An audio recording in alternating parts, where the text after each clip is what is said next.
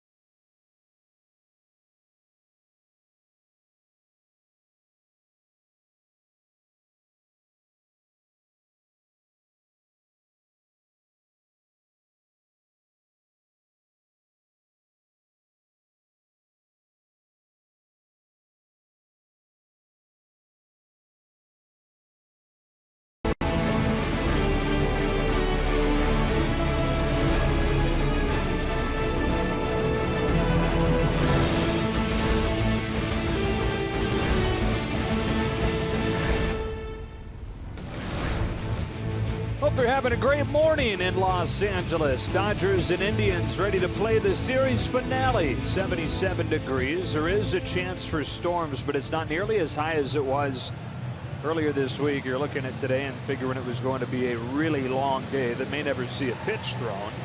Going to have no problem getting the game started, and the forecast says there's a decent chance that the entire thing gets played. Guess they got it backwards, right? Last night there was no word of any storms coming. It was delayed by 50 minutes. Today they gave us no shot to have a game played, but we're going to get off and rolling in a moment here. If you want job security, you could be a weatherman in this part of the country. You can be 50% right. You used to keep your job. Just have a good personality, like Yasiel Puig. Who somehow got enough sleep to have that kind of energy. Team got back to the hotel after midnight last night. Yeah, game time of the finale less than 12 hours after arriving back at the hotel.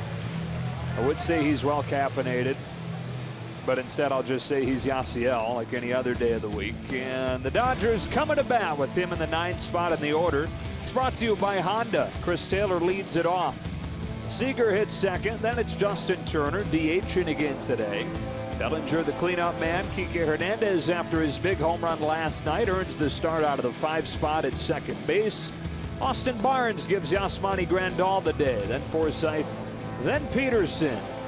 All against Josh Tomlin. Those 8 losses tied for the most in the majors, and it's kind of been boom or bust 3 times this year. Orel, he's had 7 innings or more and given up just 1 run, so those are 3 dominant starts. But 4 times this year he's given up at least 5. Last year was his best year. The 32-year-old now in his free agent year. Fastball cutter mainly when he is behind in the count. Then he brings in the curveball when he's even or ahead. And the curveball's really the pitch that has abandoned him. Not allowed him to have good outing after good outing. So that'll be the early sign to watch for to see if he can get his breaking ball for a strike. And then if he gets ahead, if he's able to bury it. And the defense around him, Francisco Lindor keys it. It's brought to you by Keck Medicine of USC. Won the award to be the top fielder in the American League last year, the Platinum Glove winner in his first full season in the Bigs. Not a bad crowd filing in for this 12:10 local time first pitch. Dodgers won the opener 7-5. They won game 2 6-4 behind a 4-run 8th inning last night. Both losses in this series charged to Andrew Miller, who previously was almost untouchable. Off we go in game 3, and Tomlin's in there with strike 1. Kenley Jansen, back-to-back saves in this series, will not be available today. So Dave Roberts deciding between Pedro Baez and other options. That swung on and missed, and it's 0-2. Baez has also thrown both games in this series, although not as many pitches as Kenley. Well, early start here in Cleveland, real early start back in LA, and Kenley Jansen has his slippers on. Is that that's the vernacular? Actually, okay, I was going to say, did you actually see? No, those are that's the vernacular in the locker room when a guy who's an everyday player all of a sudden just has his turfs on. For Kenley, they are the big slippers. 2 balls, 2 strikes on Taylor. You know, most guys today, when they don't have game shoes on, a lot of them will have those shoelaces that are more those stretchy shoelaces, so they turn their tie shoes into loafers where they can just slide their foot in.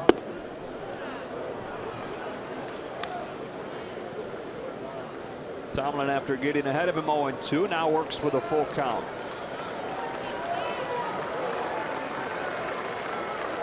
Chris Taylor starting the day for the Dodgers with a walk. His 3rd walk here in Cleveland. His on-base percentage for these 2 games here, the Dodger offense has done well, is over 500. Time for the Land Rover Performance Spotlight, and it features Corey Seager, who has 4 consecutive 2-hit games now. Got it going in dramatic fashion over the weekend against Cincinnati, and he's continued it here on this road trip. Corey took off last June, and he is using June again that way.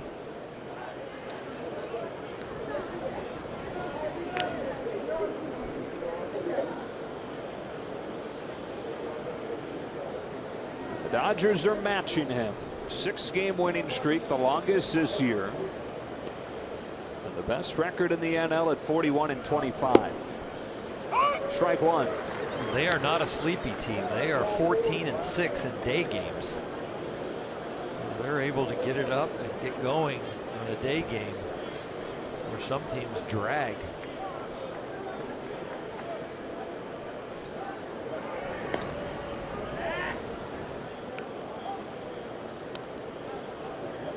And I would imagine that there's kind of a snowball effect to that number as the year goes on. The better teams probably towards the end of the year, better in those quick turnarounds. Maybe I'm overthinking it, but it seems like it'd be a lot easier to get up 12 hours later and play when you're playing as well as they are. Sometimes it's about the maturity of the team too, the team that can really do the right thing off the field. Get back to the hotel and not turn around and hit the streets, but actually go back to the hotel and get your rest. So the veteran crew and the married guys and all the guys that have really figured out the big league lifestyle understand what it takes to get ready for a day game. The others are trying to figure it out. And it's awfully hard for a West Coast team when you go east to go to sleep. I mean, I have trouble all through my life, baseball life, going to sleep as you head east. Especially if you're normally going to bed at midnight or 1 on the West Coast after a night game, and now all of a sudden you get over here and that's like, you know, 3, 4 in the morning. 0-2 to Seager is over the outer half for strike 3. And he's the first out of the game. You said there were times when you would pitch on the East Coast where with the adrenaline combined with your body's clock, you'd see the sun come up. For sure. Yeah. Get the morning newspaper in New York. If you happen to have a good outing against the Yankees or a good outing against the Mets and you're over there on the East Coast and you're in a hotel room in downtown Manhattan where the sirens and the engines you can still hear, and you got the lights going on and your adrenaline still pumping from doing something well. Sleep in till the crack of noon. Get ready to go to the yard. Runner at first with 1 out. 10-game hitting streak for number 10, Justin Turner.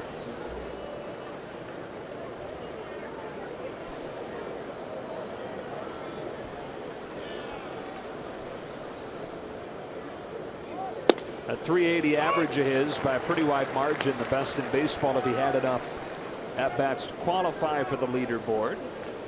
But his few-week stint on the disabled list has him, for the time being, off it. And because of that, he's not at the forefront of the All-Star discussion when he really deserves to be. If you give him enough at-bats, you give him an offer to have the at-bats qualify or the plate appearances qualify, he'd still be in the top 10 in hitting.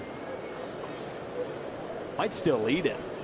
I don't think he'd lead it. I think it would drop about 50 points or so, just tabulating in my head. An offer would drop him 50 points? Yeah, I figured it out the other day, and we're just talking off ahead, but when he came off the DL, that was a discussion of where he would be, and it dropped down to about 320. When he had it, it was at 379 or 72 when he came off the DL. So he has raised it, and he's gotten closer. So I think it'll drop it, yeah, maybe 40 points at least. We can definitely figure it out.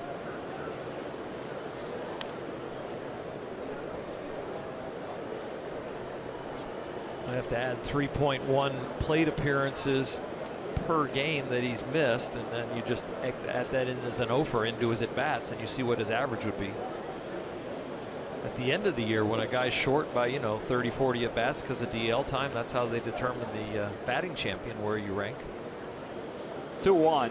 Turner takes it low. I mean, my knee jerk was that your math was off, and the truck is telling me he would need an 0 for 26 to drop to 320. Okay. Well, he's probably 26 at bats at least short. Right, but I was thrown off when you said an 0 for would drop him 50 points. Yeah, well, isn't he at 380 right now? Yeah. Okay, so that'd take him down to at least 330, right? 26 at bats going hitless. Yep. 3-2. So you meant an 0 for over a long stretch. An 0 for the number of at bats it would take him to qualify. I'm with you. To be in the batting race. Gotcha. And he actually should be listed if his average is actually in there. Hope you have enough coffee back home to put up with our first inning discussion. Sorry for what we just went through, doing the math in our heads out loud. Full count on Justin Turner and a scoreless first inning. We're done with numbers for a while. Oh, don't bet on that. Now you're going to make me just tabulate it. It's going to make you use your pen and paper over there. Yeah, don't tell people that I'd still do it with pen and paper.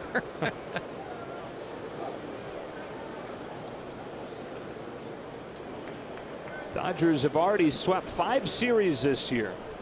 Looking for their first road sweep, though. They won both games in San Diego, but the third was rained out, so that's not technically a road sweep. The payoff. Turner hits it off the end of the bat to right for Austin Jackson. Taylor back to first, 2 away.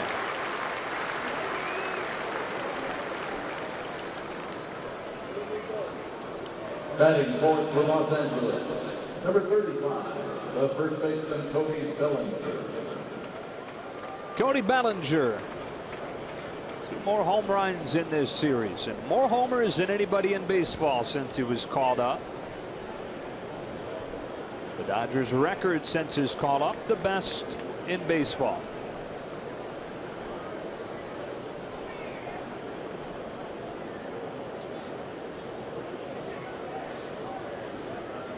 Tomlin's first one to him is a curve at the knees, strike 1.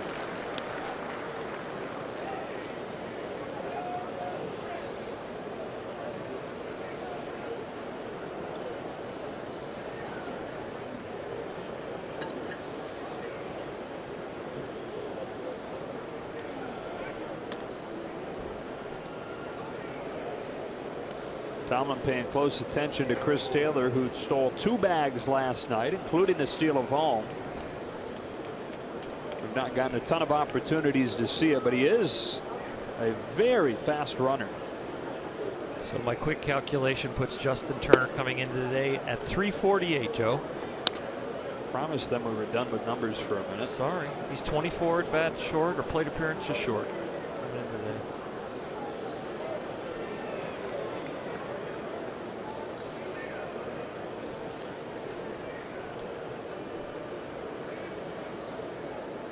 Out of the stretch, here's a 1-1 to Bellinger. Coming inside with it and missing. Bellinger's ahead. Turns 22 in a few weeks. Going to be during the All-Star break. There's a chance he'll celebrate his birthday at the All-Star game, perhaps. If not as a member of the All-Star team, you figure there's a good chance that he could be invited to the Home Run Derby. Hooked that off the end of the bat some, and in short right field, Eric Gonzalez positioned well, throws him out. Out to the bottom of the first inning, Rich Hill will take it when you come back.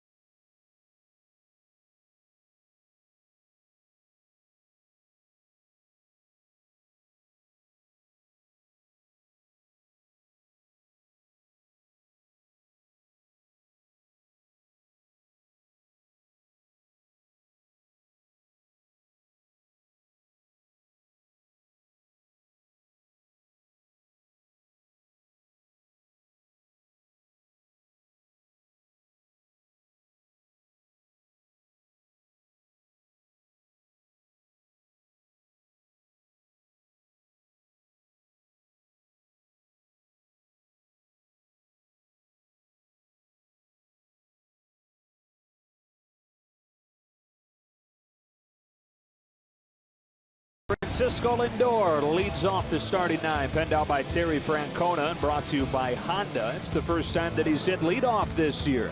It's only the third time Daniel Robertson has hit second. It's the first time Jose Ramirez is hit third. Then Encarnacion, Santana, and Jackson in the middle, with Perez, Zimmer, and Gonzalez rounding out the order.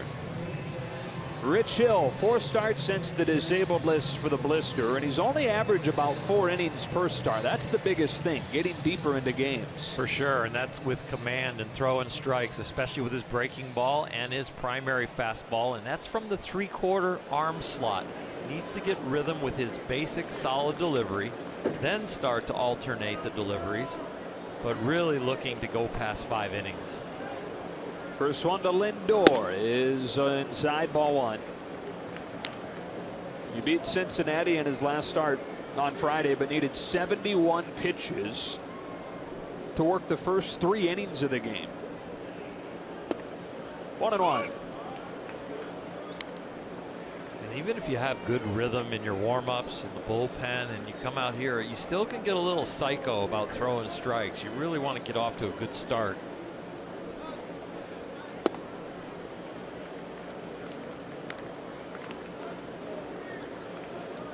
He's 2-0 with an ERA in the 1s, or no, 2.57 in his last 3 starts. You know, he's throwing the ball well. It's just not for very long. Behind the leadoff man, 3-1, and Rich has said that his blister feels pretty much fixed, as confidently as he's spoken about it in a long time. Lindor starts the day with a solid shot to center. So he thinks he's behind or past that. The blister problems are behind him. And now it becomes just trying to find that arm slot, trying to feel good again on the mound. It looks like it might have been ball 4, but Lindor is working really hard on his swing lately, gets on top of that. That was a good sign for the Indians, for him not to pop up that pitch, because he has been trying to elevate the ball too much. So here's Robertson.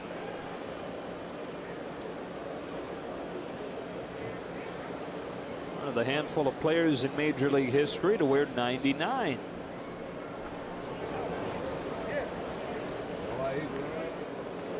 Dodgers have Hyun-Jin Ryu wearing it. Only other Dodger ever to wear it, Manny Ramirez, in his time with the team. So Taguchi wore it more than anybody else. Strike 1.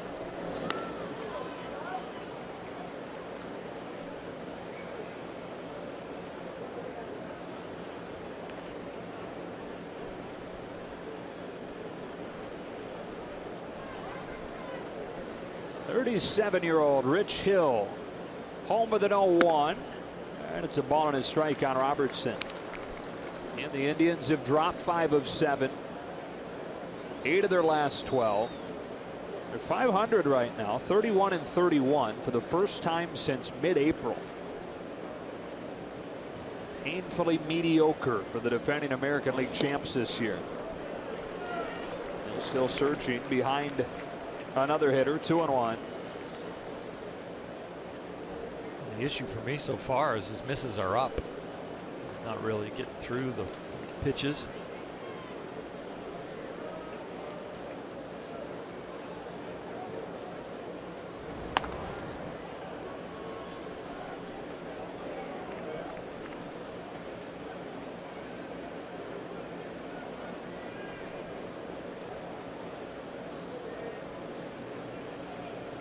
Leadoff man on for Cleveland, and a 2-1 count on the 2-hitter Robertson.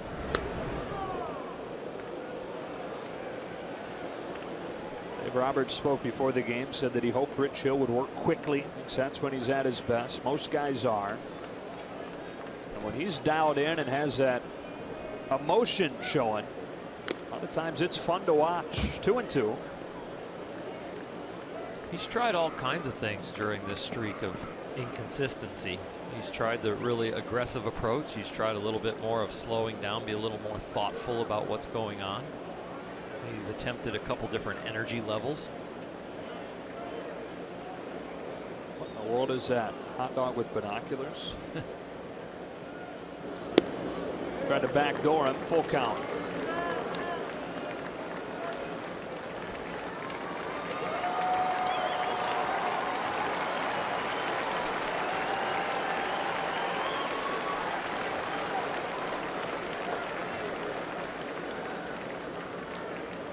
Healthy lead at first for Lindor. Hill home with a payoff, and it's pop foul.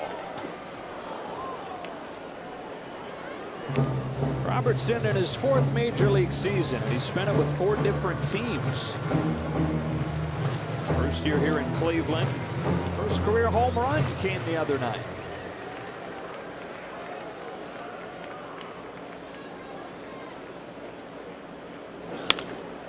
Bouncing ball, that's through. Back-to-back singles to open the day for Cleveland. They've got him cornered with nobody out.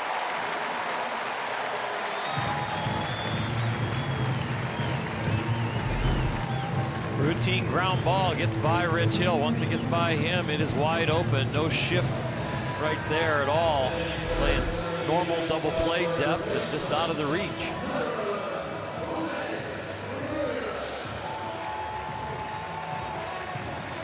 Up comes Jose Ramirez.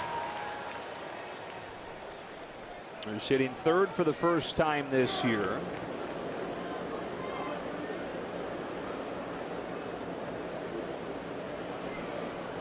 Utility man having a nice season for Cleveland. So the first time he's hit 3rd this year. Last year he was the only player in baseball to hit in all 9 spots in the order. Versatility earned him a nice contract this offseason. Guy who had spent the previous few years just trying to stick in the majors. 1-1.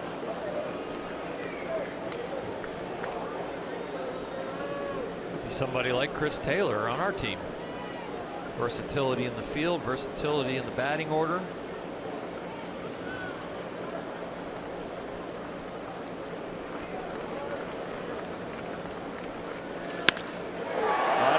Hit. The Indians lead at 1-0. Robertson flying to 3rd safely. The throw goes into 3rd and allows Ramirez to take 2nd.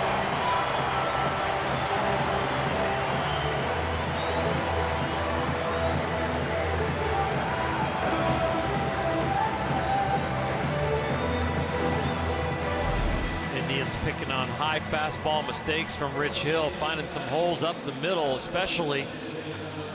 Throw from Jock gets in, and Logan just doesn't get it out of his glove to get the ball to 2nd. You could take that risk and try and get that runner from behind right there, but just couldn't draw the ball out of his glove. First 3 batters all single against Hill, and now it's Edwin Encarnacion, who has homered twice against Hill in his career. Nearly gets hit by a curve, 1-0. In fact, it did brush his leg. A disastrous start for Rich Hill.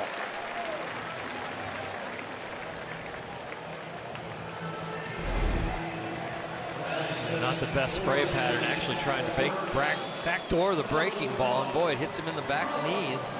Take a look. Must have grazed him.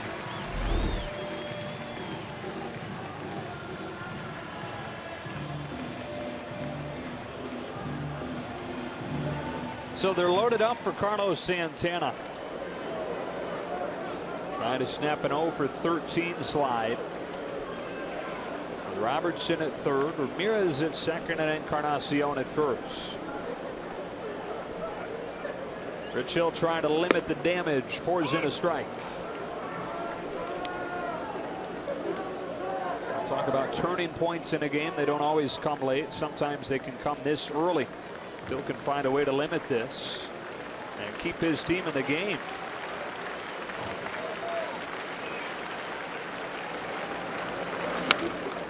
Nothing in 2.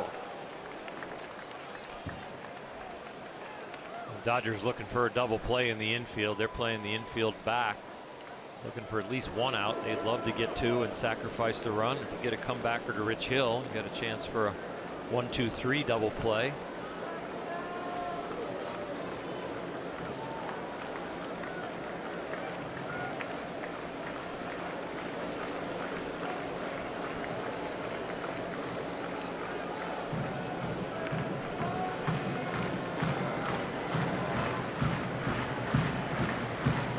singles and a hit batsman so far. Now Hill to the plate with an 0-2. A pop-up that'll reach the seats.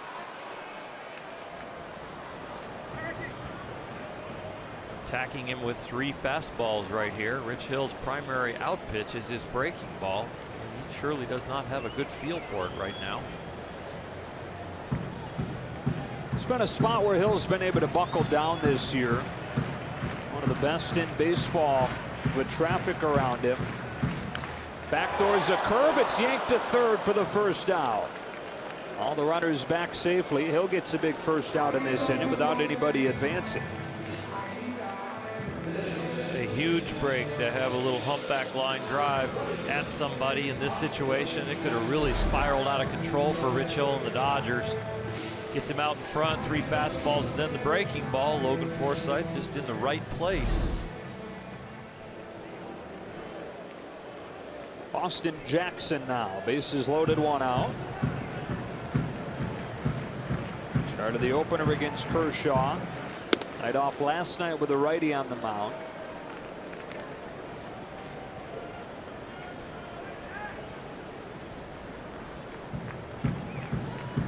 And long ago, he was one of the top young players in the game.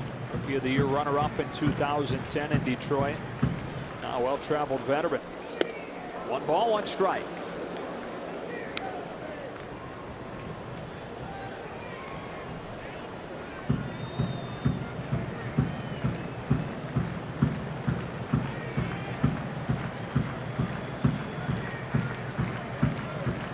Bases loaded in the first.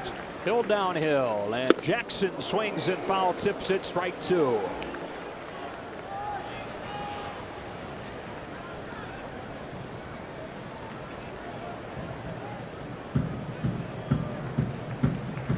These are one of the spots where the Indians has suffered this year. They're one of the best clutch hitting teams in baseball and are out to win in the American League last year. The worst in the American League this season. 2-2.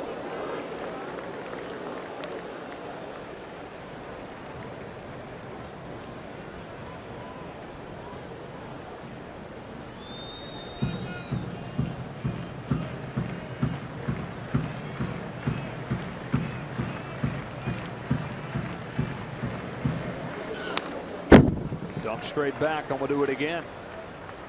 Really no feel for the breaking balls, Rich Hill. Boy, he's just sticking with the fastball. I think he's thrown that breaking ball maybe 4 or 5 times, and he either hung it or pulled it and hit somebody. Scratching, clawing, trying to dig his way out of this. 3 hits and a hit batsman in the inning. Another 2-2. Throws the curve, a bounce it is short. Seager to the plate for the force out. Smart play by Corey Seager. Ball not hit hard enough to be a double play, so he brings it home.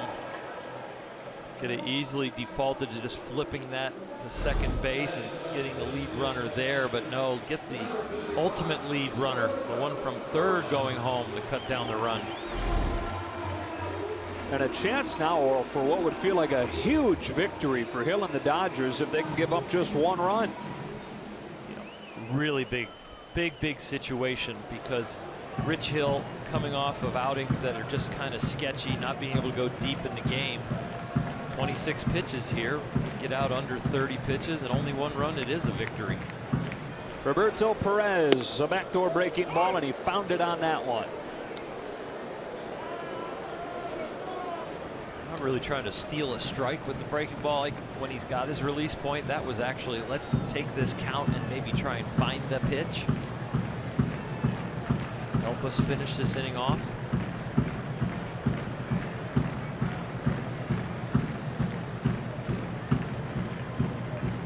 Oh, 1. Strike 2 on Perez, who's looked at a pair of curves.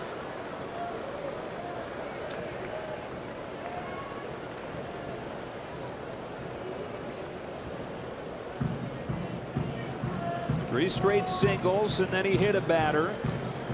Indians had a run, had the bases loaded, nobody out. Santana with a soft line out. Jackson grounded out. a strike away from escaping with no further damage. That one misses, ball one.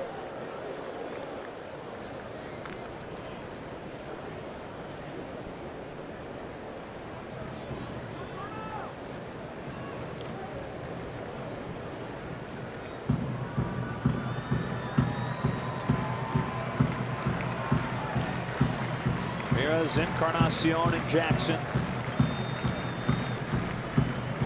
Big spot early in this game. Hill overthrows it and the count evens up. That's the one with a man on third that you worry about if you throw the breaking ball. If you pull it in there and bounce it, that's really hard for the catcher to block.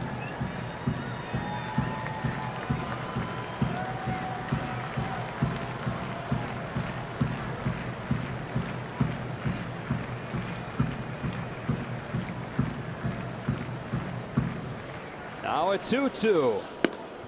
Full count with nowhere to put it.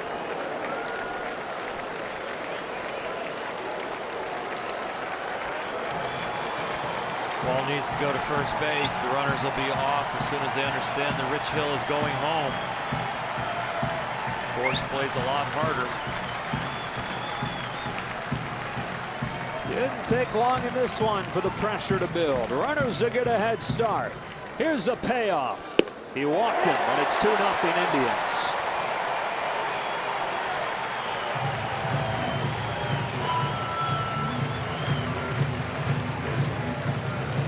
That's a really big miss by Rich Hill. Not only to walk the guy in, but just the spray pattern on that pitch was not good at all. That's a huge miss for a big league pitcher. And after he got up 0-2, 4 consecutive balls. Really just doesn't have the confidence to bounce his curveball right now. He's thrown one low that was a pretty good one, but everything else is either a strike or up. And he misses this by a good width of the plate on the arm side, so that's very tentative.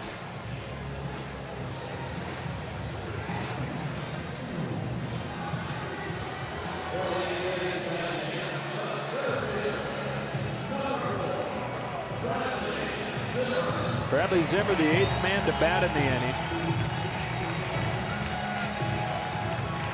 Top prospect in the Indians organization. Made his major league debut in mid-May and has impressed so far. It's a dangerous, intimidating 8-hitter. Ball on a curve. It's a new visual for Rich Hill, too. First guy to stand in the left-hand batter's box. See if that might help him or hurt him. Definitely got a chance to get him to reach out for the opposite corner now. A fastball for a big strike one.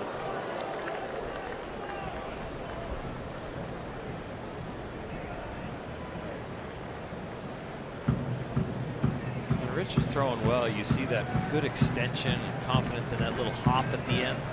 Almost right now seems like he's throwing darts. It's like there's a wall about 6 feet in front of the rubber, and he gets there and he just stops and throws. On the ground to first, Bellinger's got it. A race to the bag that Zimmer wins.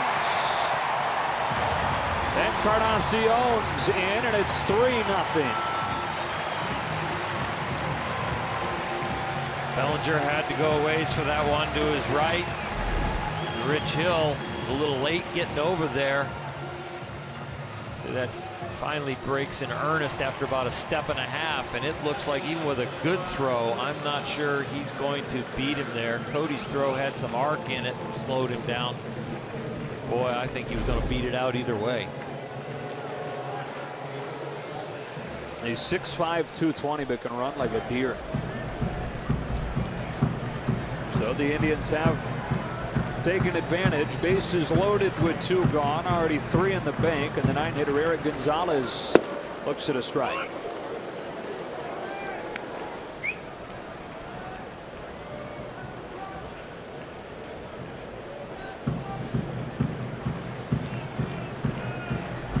First time the Indians have led in this series. Now that it's 2. They raced 2-0 deficits in each of the first 2 games, only to see the Dodgers get to their bullpen in the 8th and the 9th. Different story in this one so far.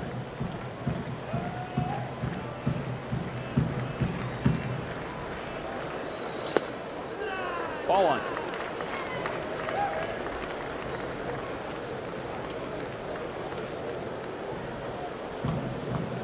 That is Ross Stripling getting ready to throw. Kenley Jansen off. I bet you he was a candidate even to be a closer, but he can do all the different roles. And it's looking like on this day that may be the more valuable one. Some length going into Cincinnati. They have a very good offense and a small hitter's park. So the pitching staff could get some wear and tear there. I hate to go through a whole bunch of guys here today heading there. Home of the 1-2. Got him swinging to put an end to this first inning. Rich Hill really has to work hard, and the Indians get 3 in the first.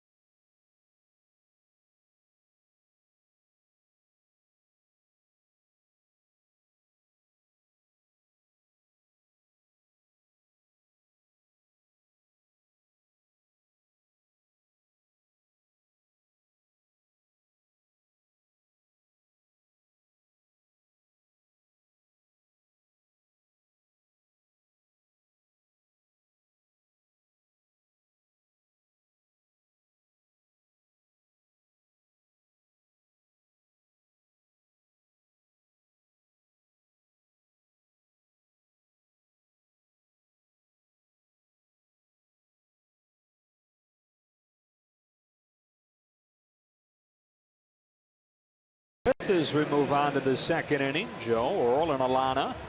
Overcast day in Cleveland. It said there was like 80% chance that this thing got extended throughout the day, storms and rain, and we still may see some precipitation, but the chance is way down. Looking at your handy dandy weather app. Kike Hernandez to lead it off.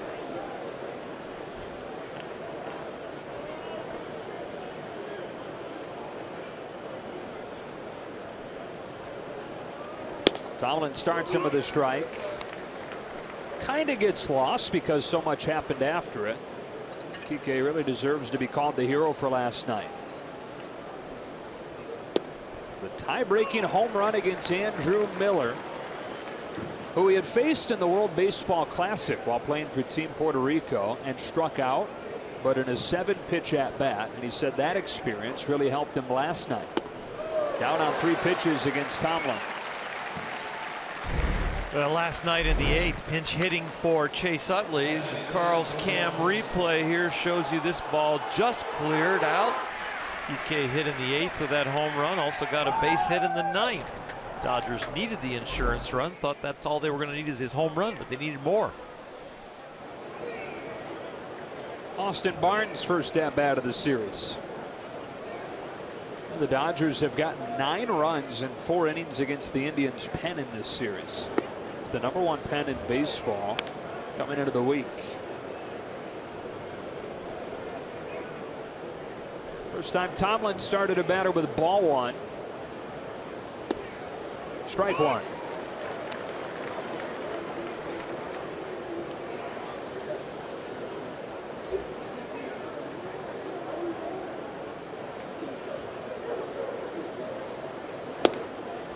3 straight breaking balls. He falls behind him 2-1. Curve that Tomlin said he just did not have his last time out. Lasted only 2 1/3.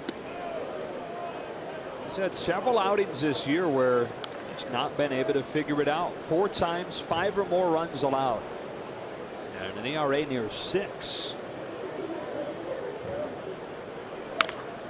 Big bouncer to third. A tough bounce is stabbed by Ramirez for the second out.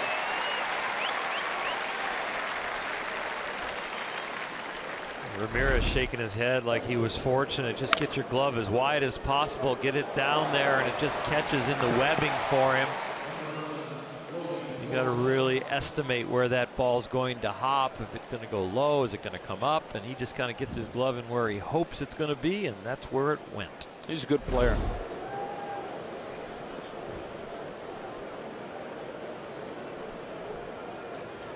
Two up, 2 down, and Logan Forsythe now. He's reached 5 times in the 2 games in this series.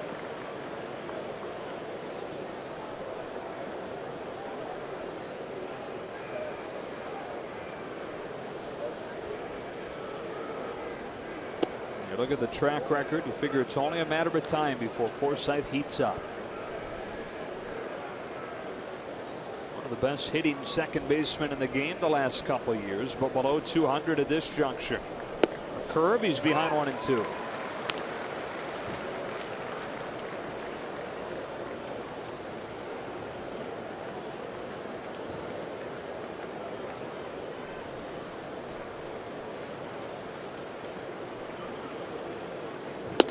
Got him swinging, and after the leadoff walk to start the game, Tomlin has retired 6 in a row.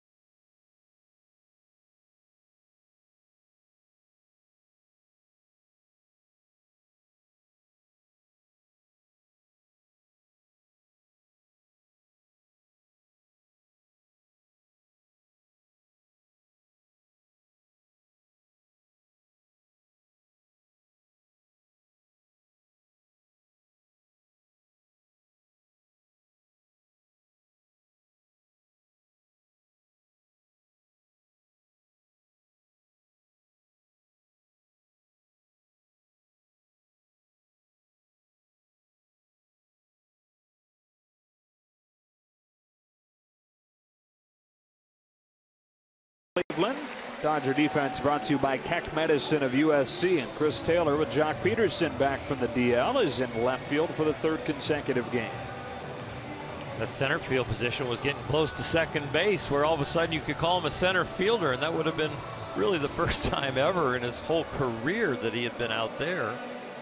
Jock out there now, his normal position, and Chris, with him being so nimble, can slide over to left. So after a 40-pitch first inning, Rich Hill to Francisco Lindor with strike 1. Sometimes those rocky innings can free you up, because everything that you worried about last night coming into this outing has happened. And now maybe you just let it go, and you get back on there and you start feeling it, and then you say to yourself, "God, where was that in the first inning?" So hopefully all the anxiety and all the indecision is out. He just frees up and lets the ability flow. Lindor flips one to right. Yasiel Puig makes the catch for out number 1. Didn't get the first out of the first inning until the 5th batter. Retires the leadoff man here, and it brings up Daniel Robertson.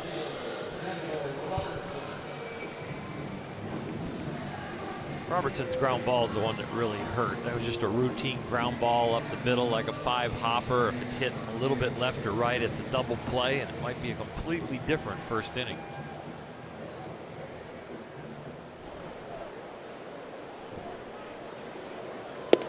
Strike 1.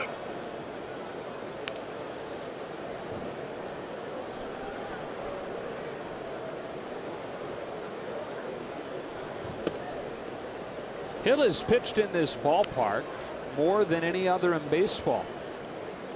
And that makes you say, huh? Until you take a little closer look and see that he was a full-time reliever here for a season. Pitched in 63 games for the 2013 Indians. And was not good. A 6.28 ERA over a full year. 2 balls, 2 strikes. The shape of his pitches are getting a little bit better. The launch angle on his fastball now looking like he's throwing it down.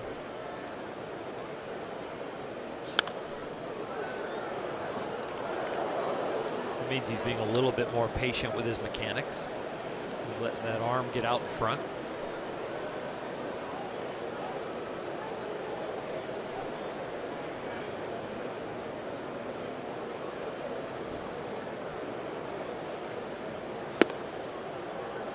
I thought that was a great observation you had, where it kind of looks like there's just a wall at the base of the mound, the front of the mound, where when he first got to the Dodgers last year, he had that fun leg kick, leg whip follow through. That's missing right now. Ground ball, base hit to left. Robertson's second hit in the first 2 innings.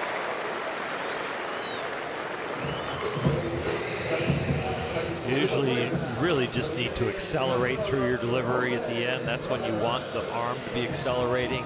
The front leg stops you a little bit, but the upper body has to continue on through. And it looked like when his front leg is hitting, it just actually just stopped him, and it stopped his upper body too, which gives him a really short place to release the ball. And actually the arm is probably actually starting to slow down as he releases it, and that's why it's high into the arm side. 1-0 on Jose Ramirez. And I suppose the lack of a leg whip could be a recent mechanical adjustment, but it's one way or another much different.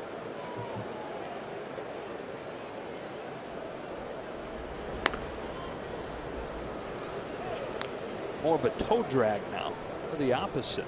A lot of amateur coaches will say, you know, come on, you're not following through, but the follow through is the exhaust, and it's showing you something that you didn't do earlier or you did do earlier.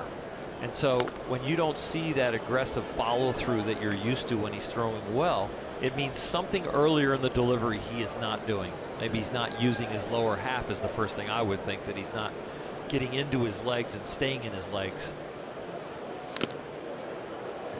More of a whip to that one. It's 1-1. So if he gets tentative at all and doesn't fire his legs, really get a good weight shift, a good leg kick in there, and then drive and take that energy to home plate. That little follow through there, yes, that was his normal follow through, but it looked forced. It didn't look natural. That's foul. 1-2. E10.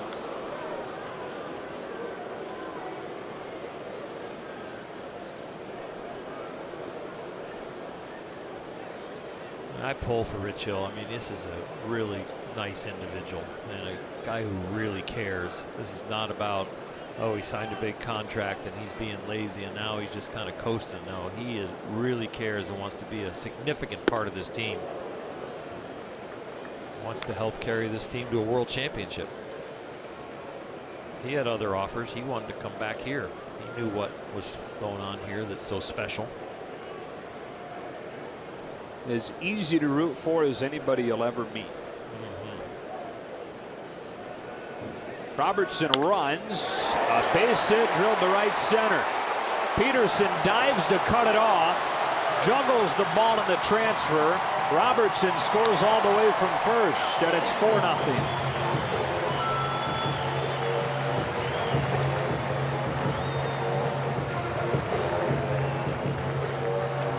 Buck was doing everything he could to keep this ball from going to the wall, and in that attempt loses his balance. Then he tried to flip the ball to Yasiel to get it to the arm that's stronger and is on his feet. Yasiel gets it in, keeps it and holds it from being a triple. I think that run was going to score from first no matter what once Jock lost his balance.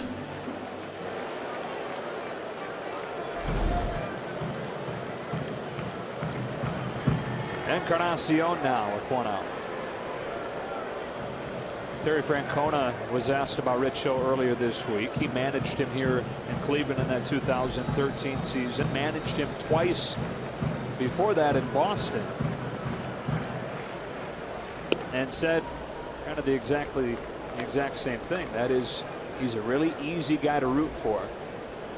He said, I hope he didn't beat us on Thursday. But other than that, you badly want him to do well.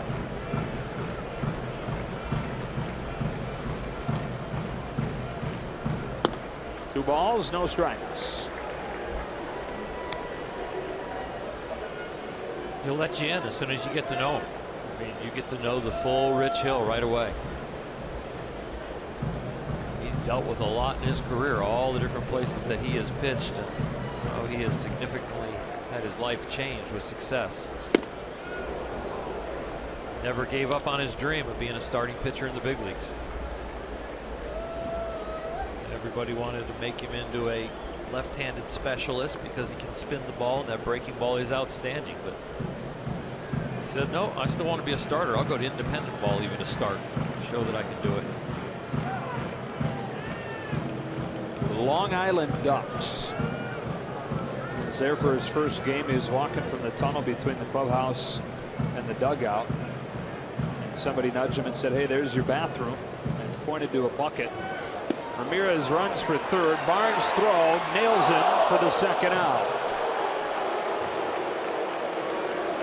Immediately, Terry Francona's hands go up to the umpires. Hold on, we want to take a look at this. Definitely looked like he's about to beat it right about here. Now the tag goes down, and wow, it's going to be close. Logan, great tag. Receiving the ball, and it looks like he's going to be safe. And the tag touches the top of the hand. The hand's already on the bag. Crowd here in Cleveland already cheering as they see it up on the big screen.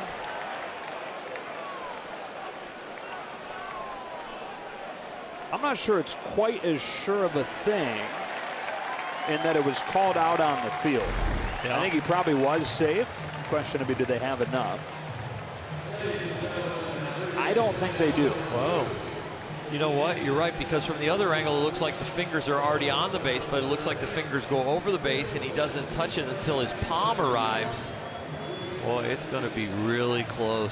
And because of that, my gut is that it will stand. My gut is that Rich Hill really needs it to stand.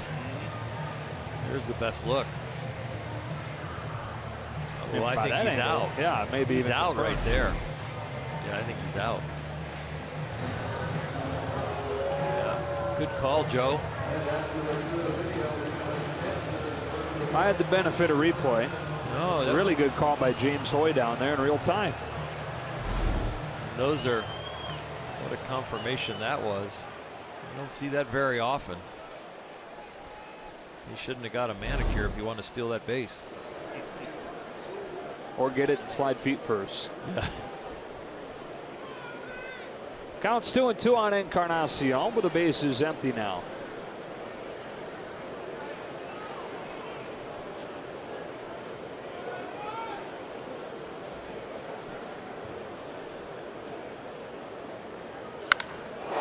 Towering drive to left. No doubt. Monstrous home run from Encarnacion.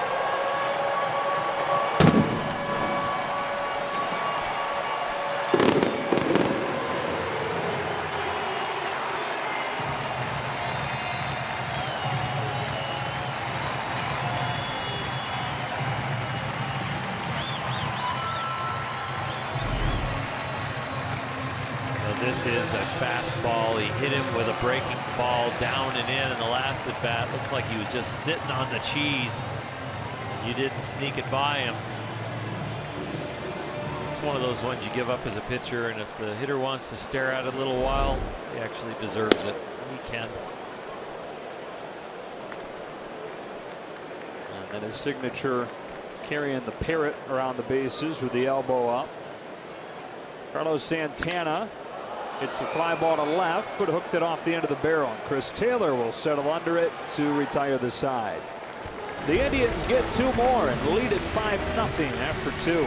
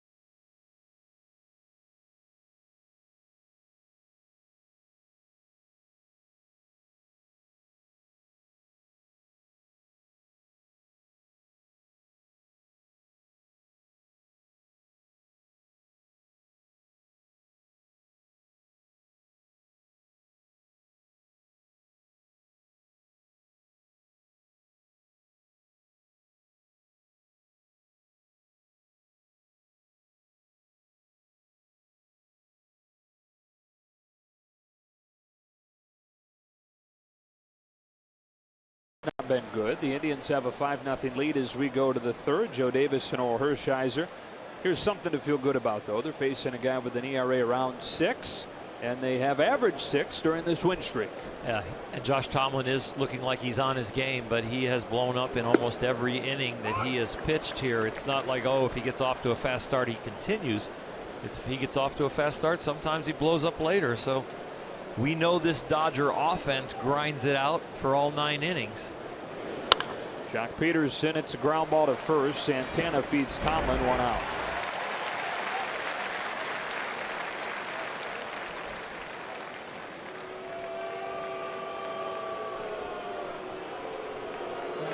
And the crowd tells you who's coming up.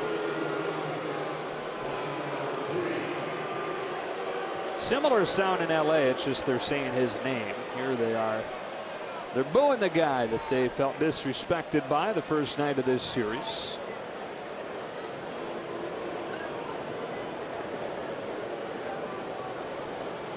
A little stretch for him. 10 home runs this season, 1 shy of his total from each of the last 2 years. Gives it foul, strike 1.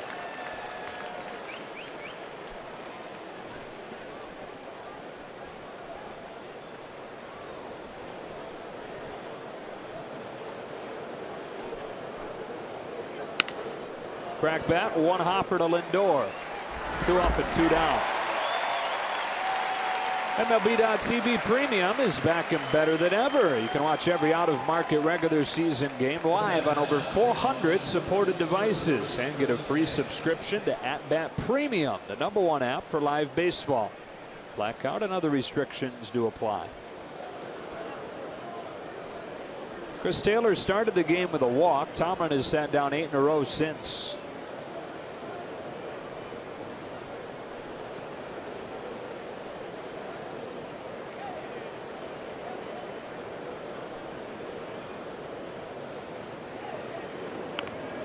Bunted along third. Tomlin bare hands, can't pull the trigger. Taylor's got a bunt single, the first Dodger hit of the day. Chris Taylor just showing that he plays the whole game. 7 home runs this year, a high batting average. Now that'll be at 300. Absolutely fantastic. Gets the bat out quick, angles it so he bunts it to third base and puts the pressure on with his legs. Tomlin knows he's got to hurry. So the inning kept alive for Corey Seager. He hits one up the middle, base hit. So 2 on and 2 out here in the third. I know it's so cliche, but Chris Taylor just a ball player. Sure is. It's almost like watching a gym rat. You know, the guys you just love, that they're grinding it out on every aspect of the game.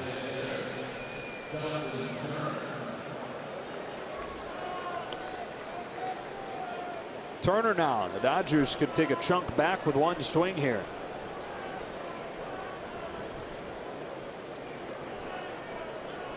Justin, one of the best 2-strike hitters in the game.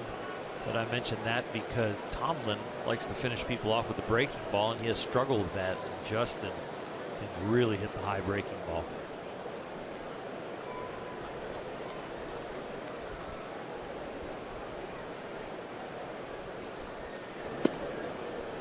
One and 0.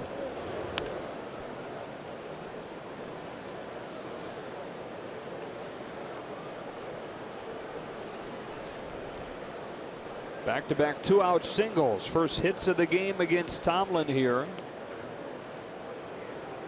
And he pushes off 1-0. Turner cuts and misses. 1-1.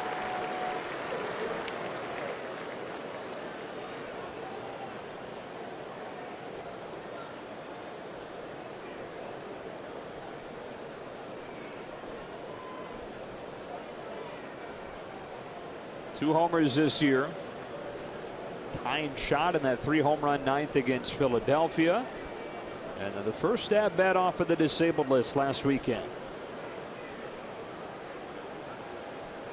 This is the time on the calendar a year ago where it really started to heat up with a power stroke. Finally began elevating the ball to the pull field. It had kind of been backwards for him the first couple months last year. Was hitting fly balls the other way. Hitting it on the ground to the pull side. Once he flipped it, he took off.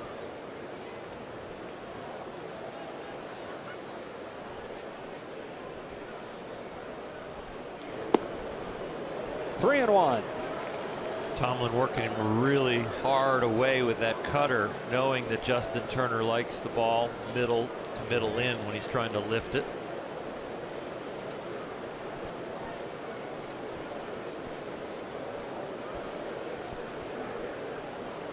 See if Justin Turner can cut into this lead on a 3-1 pitch.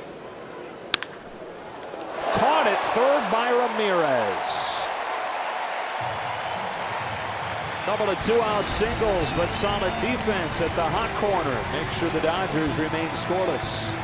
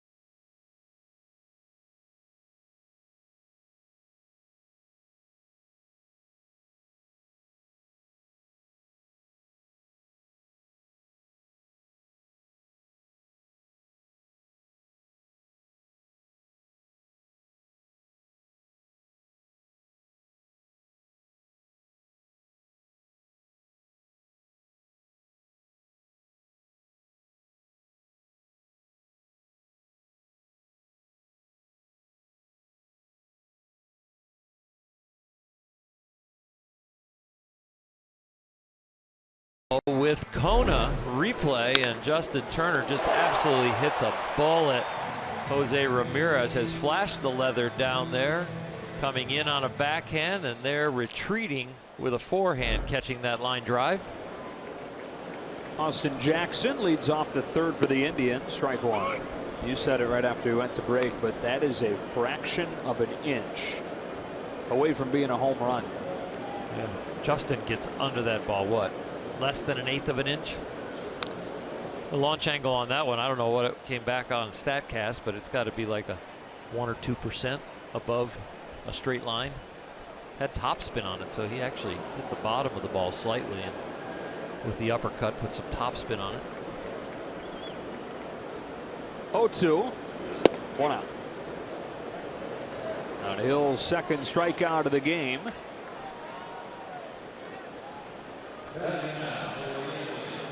Plenty of time, but Rich Hill's going to have to put up some zeros, and so is the bullpen because of that pitch count at 65 already. Only 1 out here in the third. One of the big ABs in that first inning, Roberto Perez, after falling behind 0-2, wound up walking with the bases loaded. They got 3 in the first, they got 2 in the second.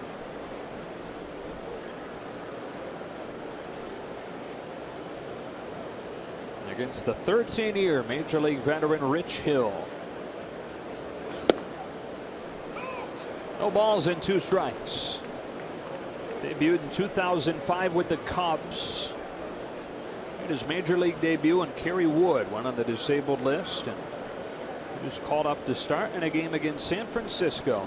Took a no decision in that maiden voyage. A little bit in, and it's 1-2. Our AARP getting to know Rich Hill. 8 different teams over this 13-year big league career.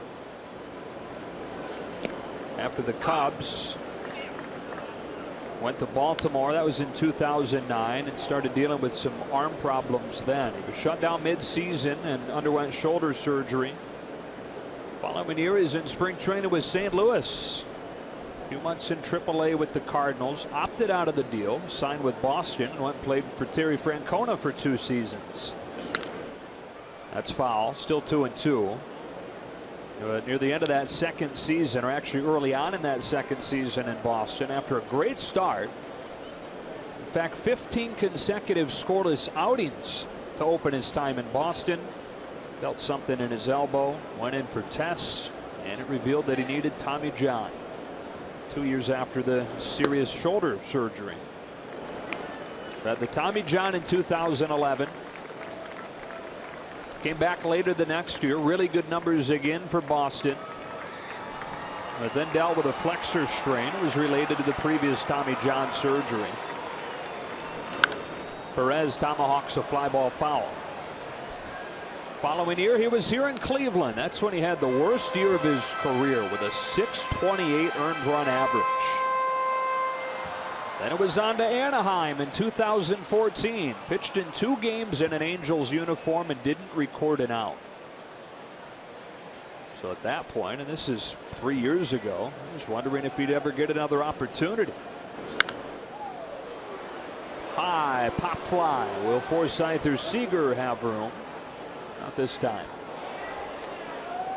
Middle of July, Rich Hill thrown against a brick wall at home in Massachusetts, just trying to kill time, keep that arm fresh.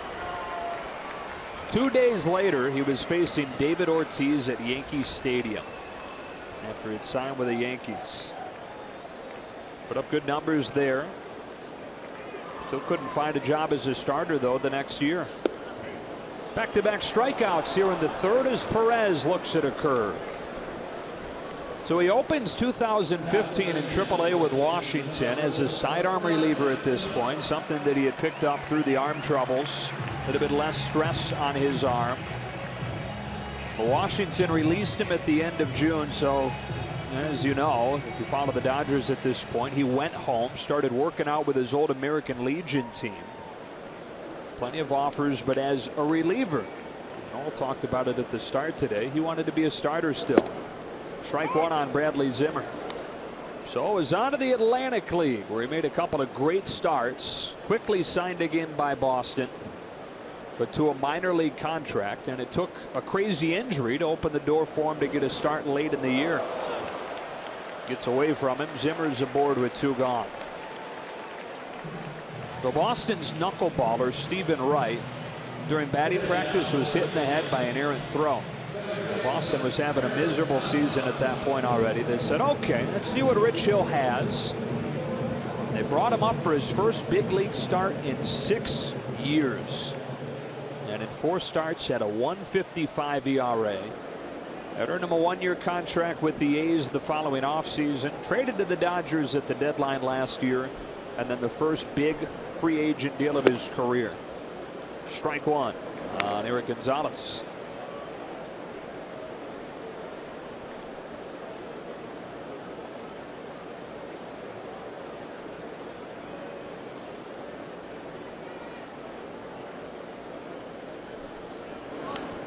Quickly 0-2.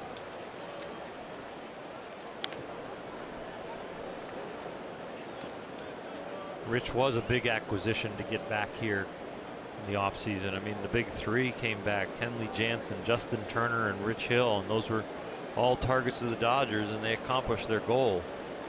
Now Rich trying to accomplish his goal, which is to pitch up to that contract. Winds up striking out the side around the hit batsman, his best inning of the day, and we waltz on to the 4th in a 5-0 game.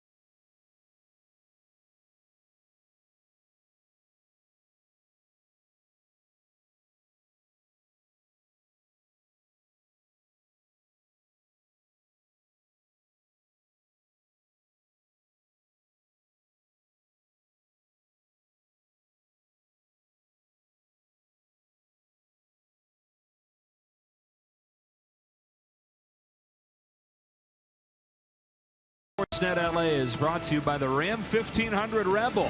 Experience the power and toughness of Ram at your local dealer. And by Jack in the Box. Come try the new sweet or spicy barbecue bacon cheeseburger and chicken sandwich. Limited time only. Back in Cleveland, all Indians against Rich Hill so far, and on to the middle innings. Middle 3rd of the order, Cody Bellinger to lead it off against Josh Tomlin.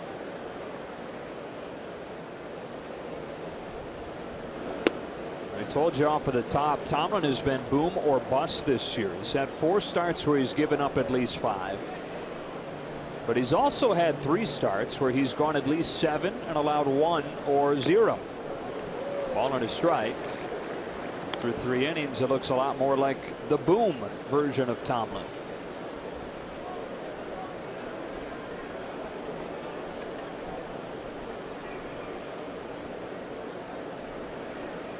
Is 1-1.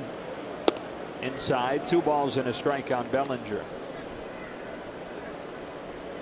Grounded to second his first time into the shift. Now Eric Gonzalez playing in medium deep right. 3-1.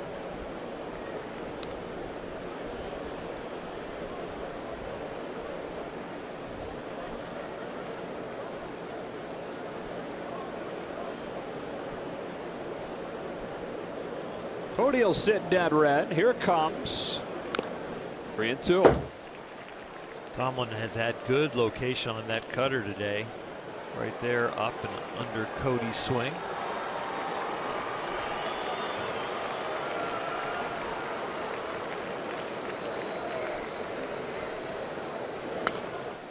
Good protective swing there.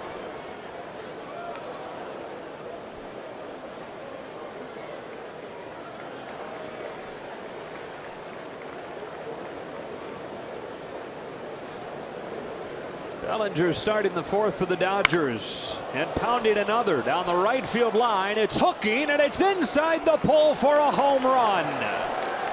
A laser shot for number 18 for Cody Bellinger.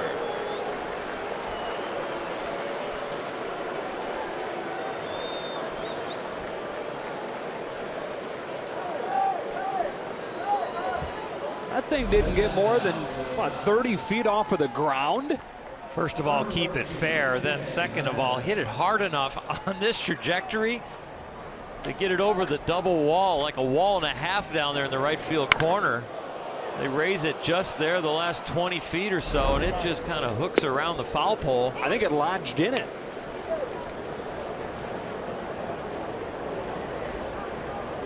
Sixth home run for him within the last few days. Hernandez fouls it in the box, and it's 0-2. 109 mile an hour off the bat and only 21 degrees. Look. Yeah. If it hits the pole, it's fair. It lodged in it. And then Hernandez, for the second time, strikes out on 3 pitches. Well, chip away. Solo home runs, you can chip away. You can do it other ways. That young man is having some start to a career. 18th home run in his first 47 major league games. Barnes, ball one. That's now 40 RBIs in 47 games. The only Dodger with a 4 in front of his RBI total.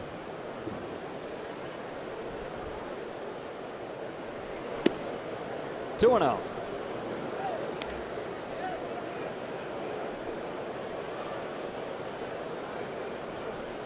Said he still considers himself a line drive hitter. 2-1. That certainly was a line drive. I'd say more often than not his home runs have some line drive personality to them.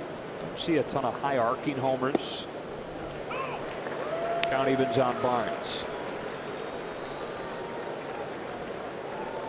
What he was when the Dodgers drafted him in the 4th round. Line drive hitter. Only hit 1 home run in high school, in fact. They said they thought there was potential that he'd develop some power in his swing. His dad, Clay, a former major leaguer, saw the same kind of potential in his swing if he could make a couple small tweaks to it. And he did early on in his pro career. The other thing in his development is it's easy to forget that he's only 21. And so development is still an everyday thing. Somebody needs to tell him that the trainers are really good at fixing gloves. Barnes pops one up into short right. And Austin Jackson has it for out number 2. It's like he's breaking in a new first baseman's glove. Played so much outfield here. Probably his first baseman glove all of a sudden had an issue, and he hasn't been taking many balls at first. It looks like a brand new glove.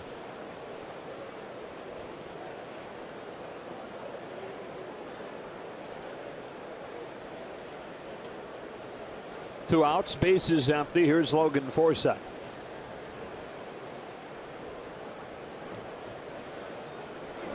One of 4 strikeouts for Tomlin so far came against Logan his first time up.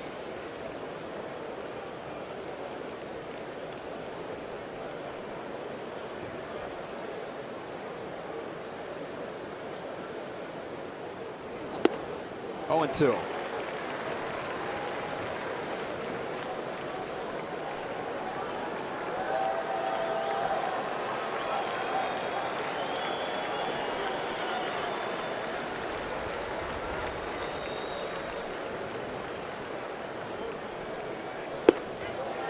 makes quick work of Forsythe and the inning.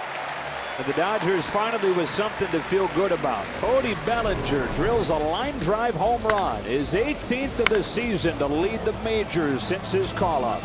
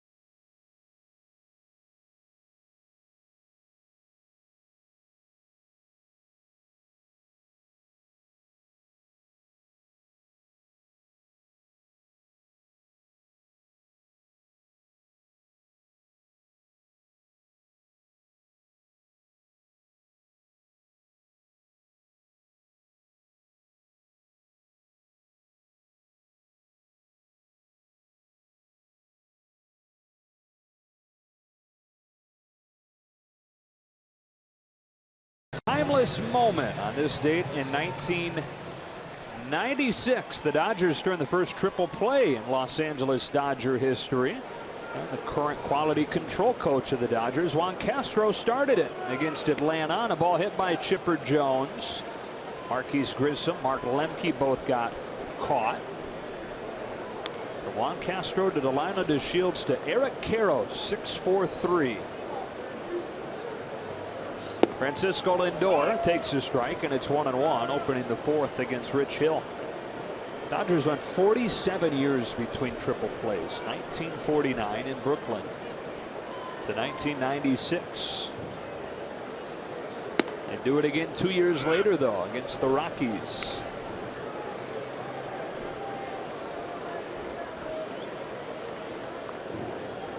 Lindor 1 for 2 this afternoon.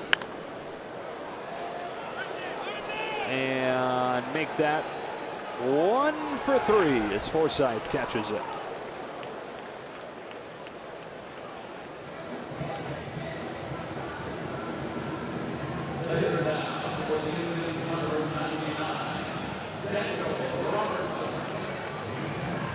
And Robertson has singled both times against Hill, has scored both times.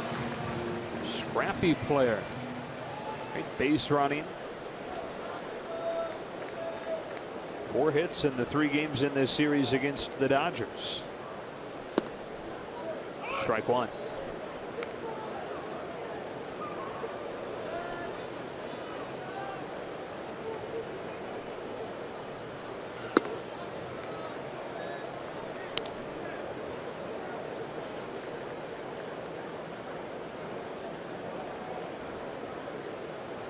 Fontana native Dan Robertson waits on a 1-1. Curves inside, and it's 2-1.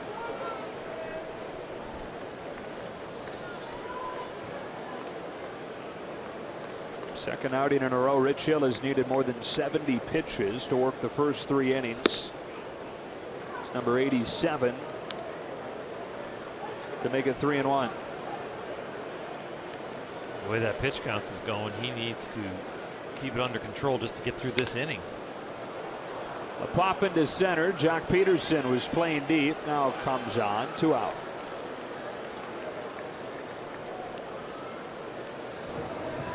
Now stepping to the plate for the Rockies, the third baseman, Jose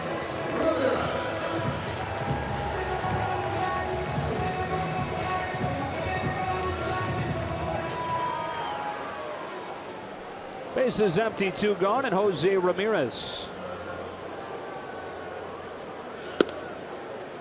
After the Indians got those 5 runs off 7 hits over the first 2, Rich Hill hasn't given up a hit over the last 2 frames. Here's his 1-0. A low strike, 1-1.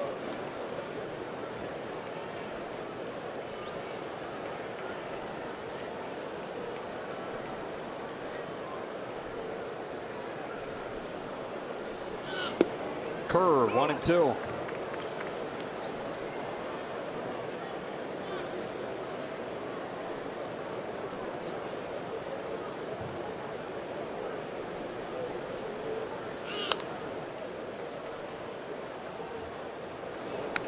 Ramirez out of the Dominican Republic.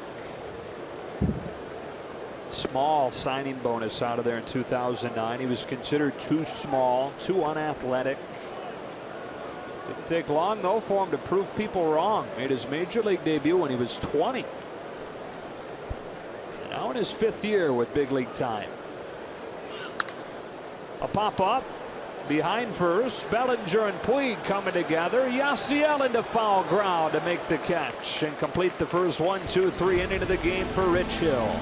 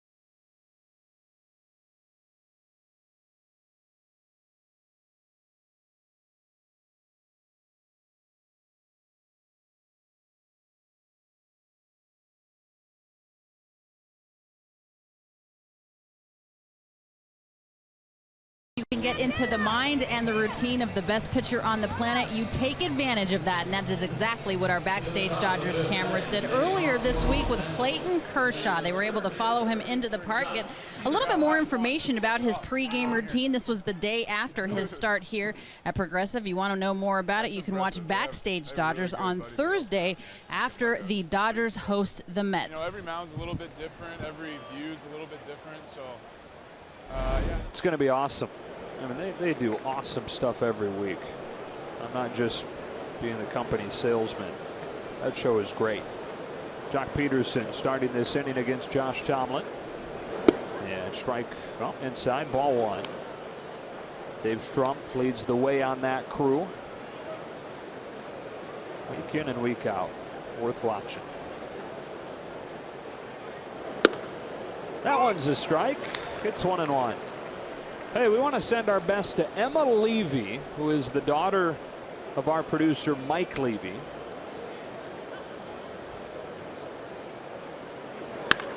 Jock smashes one to left center field, and Robertson won't get there. Peterson on his way to second with a double that we'll say is for Emma, who had a horrible reaction to an antibiotic a few weeks back and has spent a couple weeks in the hospital dealing with it. Unbelievable trooper, such a tough girl. And Mike has been with her. Her mom Jessica as well, been in the hospital with her for these couple weeks. I mean, literally the whole time they've been by her side as she's fought through this reaction. Emma gets to go home today. And we are so happy to pass along, I guess, our congratulations to her, getting to fight through it and getting to get back and live a normal summer break now. Yasiel Puig to the plate here with a runner at second to start the 5th. The other part of that is we can't wait to have Mike Levy, best in the business, back with us as soon as he's ready. Yeah, our best wishes to the whole Levy family. We've missed Mike, but we know he's been in the right place. So coming up on Father's Day, what a great time to get his daughter out of the hospital, and then he can get back to work, to be with the Dodger family that is so happy for him, and Jessica and Emma. And don't forget about Jackson, the brother. Puig dumps it straight back and in an 0-2 hole. A lot of the Dodger players sent their well wishes to Emma through a video that the Backstage Dodger crew produced. You really see what kind of a tight-knit group you have when somebody has to go through something like Emma did.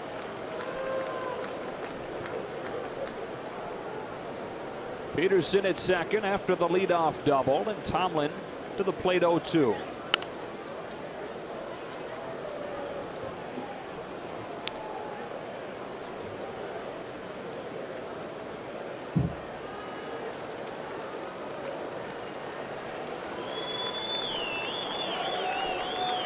Dodgers looking for a comeback win today. They hadn't trailed in this series prior to the 3 in the first and the 2 in the second against Hill.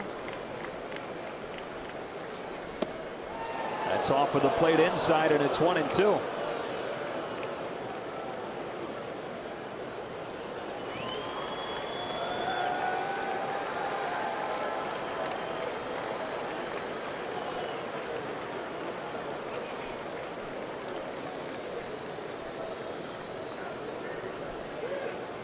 Puig takes. That's where teams go to try and exploit his aggressiveness. Lays off, and it's 2-2. Even puts that 5 spot on the board. Cody Bellinger responds with a tin soldier, but get a leadoff double here. Every one of these situations important to capitalize on it, even if they just get one with productive outs. Start chipping away. Full count after he had fallen behind 0-2.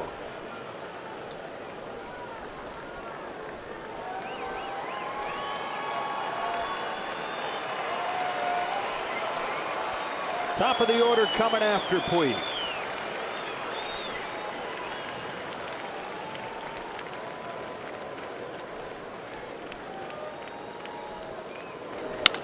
That ball's ripped to left over Robertson's head, and it's off the wall. Peterson scores back-to-back doubles, and here they come. It's a 5-2 game as Puig doubles off the wall and left. Yasiel Puig quietly sitting down there in the 9 hole, but the fans are never quiet when he's around, and now his bat is still waking up. 10 home runs, 33 RBIs in the 9 holes, a pretty strong lineup.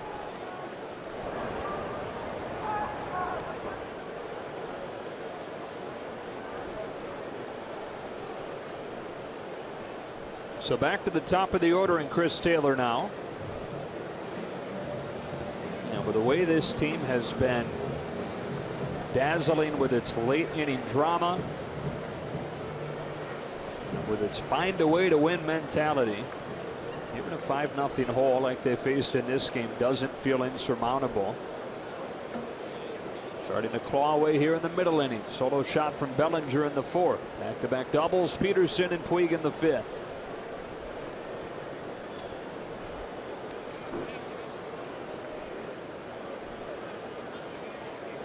Ball 1 on Taylor.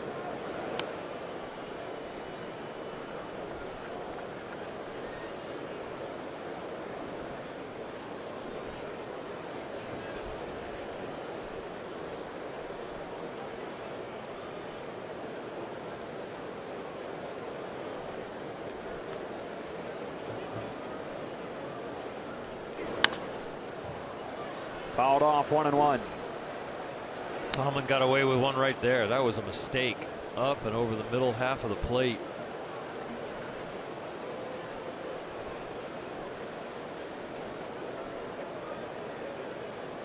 The way he's throwing the ball, falling behind Yasiel, or getting ahead 0-2, and then Yasiel ended up with a double. Jock's double, and that mistake right there. This inning's starting to smell pretty good for the Dodgers. Breaking ball hung over the plate, lashed to right center field. It's over Zimmer's head and gone. The Dodgers back to within one on a Chris Taylor home run. This team.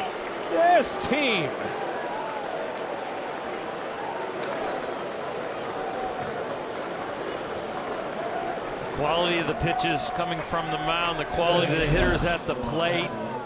Just started to look like these guys were going to capitalize on mistakes. They had already done it with Peterson, with Puig, and now Taylor finishing this inning off.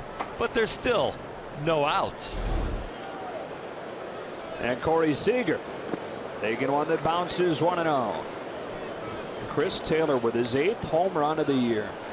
Scoreboard might say Dodgers down by 1, but if you look into both dugouts, the momentum is in the blue corner. With shade. Pantone. 294, well done, right. Like, where are you going with that one? That was a great answer. I didn't necessarily have that in mind, but you are exactly right. Seager loses the bat up into the screen on strike one. The bat boy knows exactly what he's going to need before he even saw Corey's request. Gets him a little more Manny Mota stick.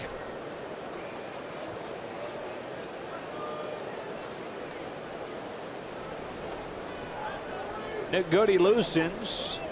Cleveland most likely without Andrew Miller in this one. 2-2. Although the Dodgers can't decide whether or not that's a good thing. Beating Miller on back-to-back nights.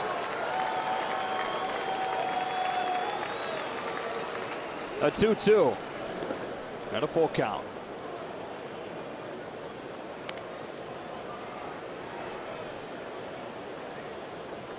Dodgers over the first 3 innings had just 2 singles.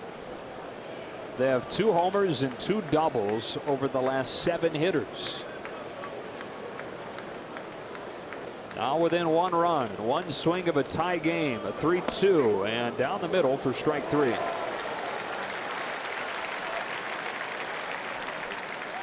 Tomlin 6K, 1 gone.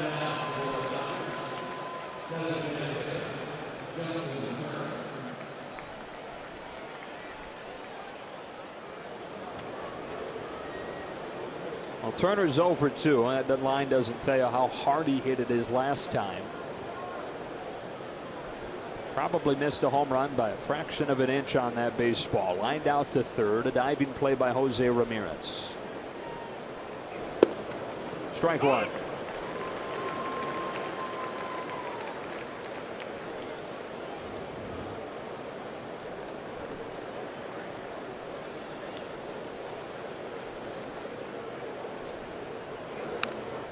And then 2.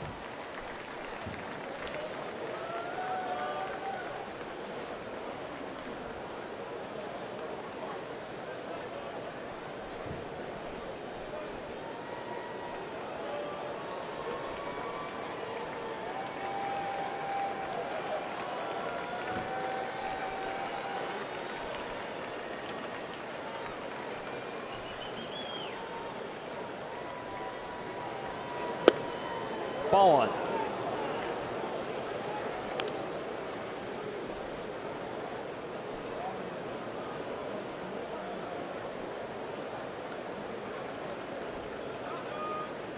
Tomlin to Turner with the next one, and that evens the count up. Tomlin, a guy who won a couple games in the postseason last year for the Indians. Game 3 in the division series, Game 2 in the championship series. It's Turner swinging here for out number 2. Then fired 4 2/3 shutout innings in Game 3 of the World Series at Wrigley.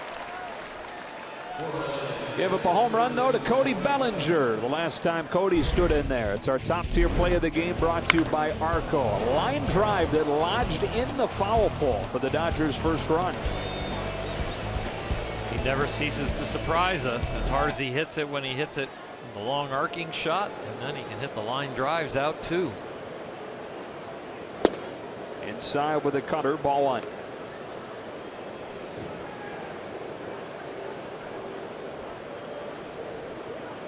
His 18th of the season to lead the Bigs since his call up. Takes another one inside and is ahead 2-0. No longer is it about, can I do this for Cody? Now it's about, how long do I make this last?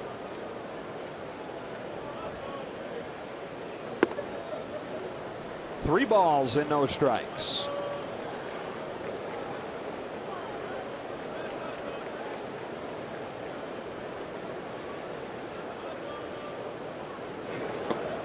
A 4-pitch walk. Bellinger scared him right out of the zone. Dodgers have the tying run on with 2 outs in the 5th.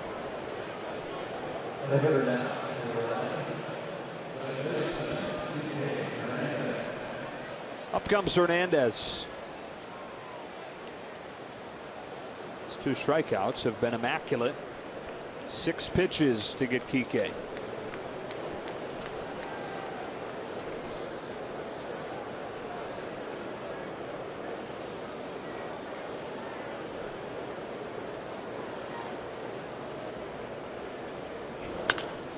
Bounce past the mound, behind the bag, a throw across the body of Gonzalez to get him. Impressive play to finish the inning, but the Dodgers get 3 on a within 1 at the halfway point.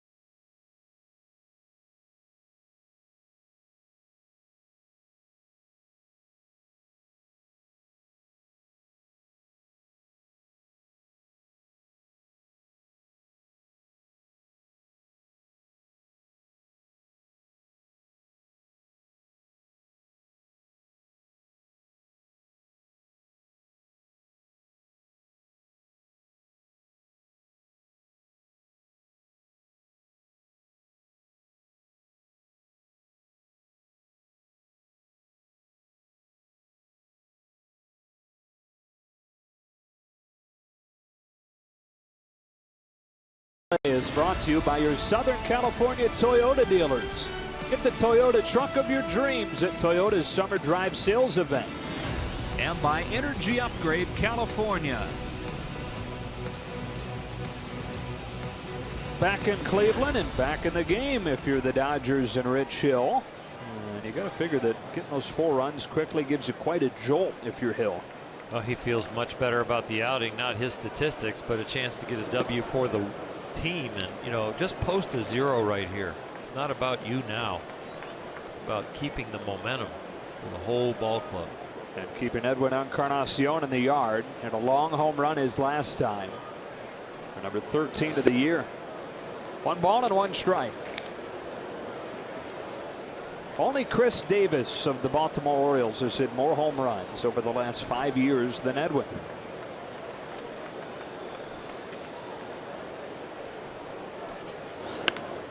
Chop foul, 1-2. Edwin grew up in the Dominican Republic playing street baseball, they'd use a long stick for the bat and a cap from a water bottle as the ball. The kids would learn to spin this thing like a frisbee. Be one way to develop hand-eye coordination. Try hitting a spinning water bottle cap. 2-2. Baseball's got to look like a watermelon to him coming in there. That thing looks huge. And curveballs look straight when you're used to looking at spinning bottle cap. I guess. Never try to hit a spinning bottle cap. Used to play with a half a tennis ball, cut a tennis ball in half. And all you're trying to do, you can make it curve and do all kinds of stuff, and you're just trying to actually hit it with the broomstick. And that's a hit. Hill walks him after getting ahead to open this 5th inning. Be sure to hit the sand in style this summer at the Dodger Stadium on Saturday, June 24th. The Rockies in town next weekend, and the first 40,000 fans in attendance take home a Dodgers beach towel from AM/PM. Go to Dodgers.com/promotion. Should be a fun homestand coming up. 4 with the New York Mets, 3 with the Rockies, 2 with the Angels in the Freeway Series. That's the ball on Santana. The Rockies play tonight, opening a series with the San Francisco Giants in Denver. Dodgers and Rockies tied for first in the West. The Diamondbacks, who are off, are a half game back at this point. And those 3 teams together have the 3 best records in the league.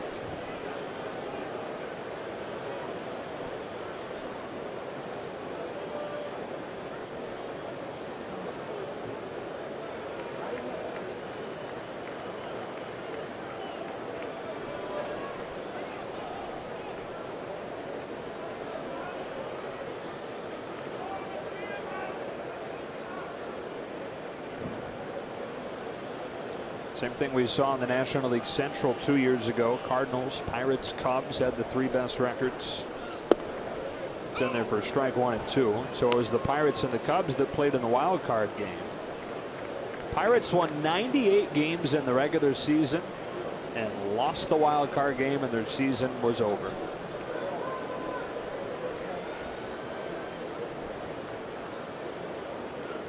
By the looks of it right now, you could have that same kind of thing here, where you have one of the best seasons in the league and you blink and you're done. Yeah, for sure. Dodgers don't want to have it come down to 1 game. They want to keep their string of division titles alive. 2-2 to Santana, and he takes it in the dirt. Full count. Good stop, Austin Barnes. The Braves that won 14, 12 in a row. I think it was something in the teens that they won in a row. Yeah, 15 consecutive, or 14 division titles in 15 years from 91 to 05. Dodgers would like to catch that streak.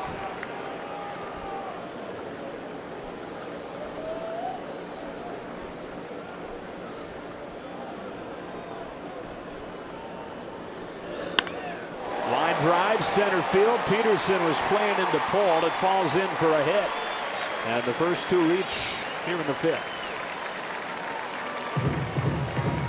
I'm not sure Rich Hill has longed for this game. Good call.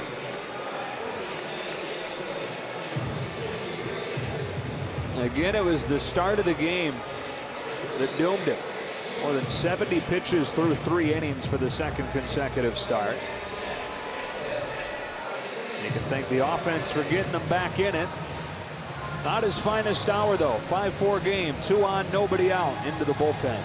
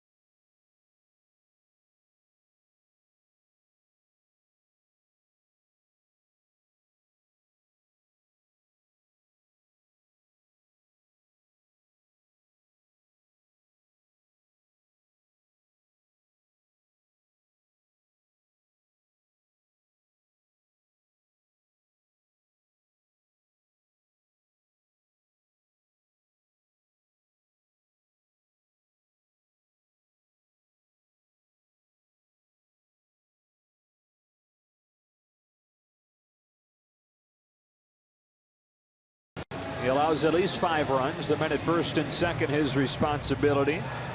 Hands it off to Ross Stripling. Ross Stripling, one of the workhorses in the National League as far as innings pitched in the top 10. And Ross looking to respond to a rough time in the homestand against Cincinnati. And he's been a valuable piece of the bullpen that is looking to get back on track right here. Between Rich Hill and Ross Stripling, the Dodgers need to find ways to get some zeros because the offense has shown that they can come back and win this game.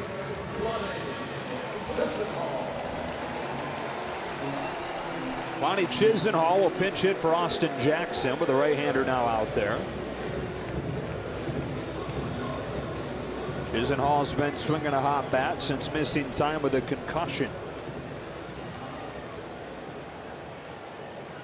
Santana singled. That was the final hitter that Rich Hill faced after he walked the leadoff man Encarnacion. 2 on, nobody out. A 1-run game in the 5th. Stripling's first pitch. A hammer that misses outside. Ball 1.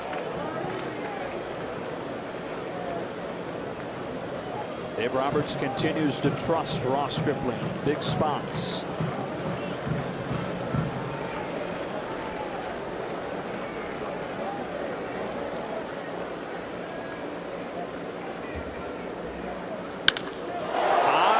Right center. Puig back, running out of room. A 3-run homer for Lonnie Chisenhall.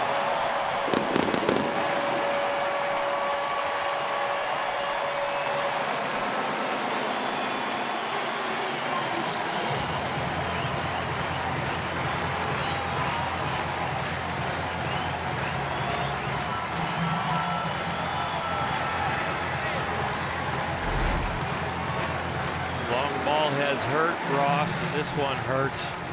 He can tell as soon as he throws it. But it is not good. Ends up being a souvenir.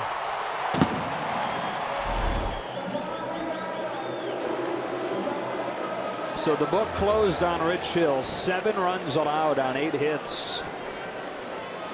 Over 4+. Roberto Perez takes a strike.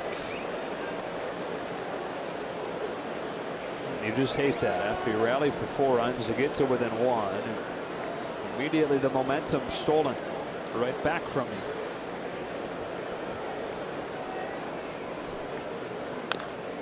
Nothing in 2.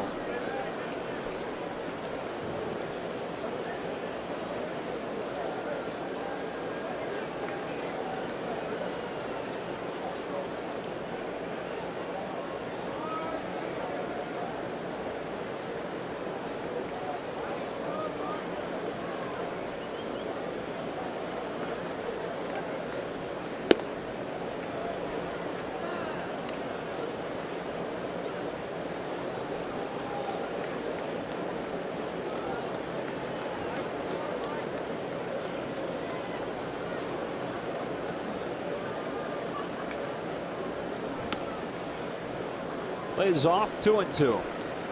It's odd and it's rare so far this year to watch the Dodger pitching staff get beat up. They are the best ERA in all of Major League Baseball coming into today. The #1 bullpen in the National League. There's too many hitters counts, too many mistakes up in the zone.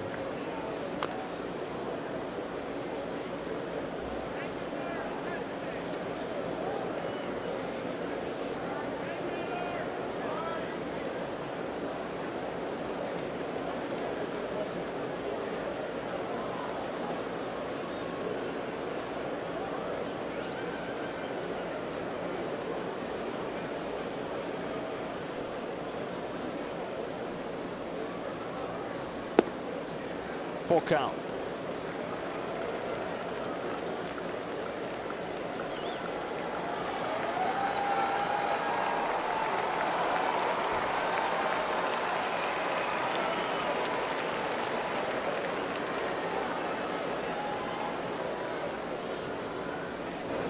Stripling gets him swinging for the first out of the 5th. Time now for the Unlimited Baseball break, brought to you by T-Mobile. We're talking about the National League West, how good it's been this year at the top. The 3 best records in the National League Dodgers, Rockies, Diamondbacks, as the Nationals have struggled over the last week or so. It looks like all three of those teams are going to be there till the end unless there's some major injuries. Everybody's pitching staff looks solid now, and there's youth in one place and a resurgence in Arizona. Falling on Bradley Zimmer. Start grading the offenses. Dodgers offense is right there with the Rockies offense and the Diamondback offense. Pollock being back has been huge, and Goldschmidt is being Goldschmidt in Arizona.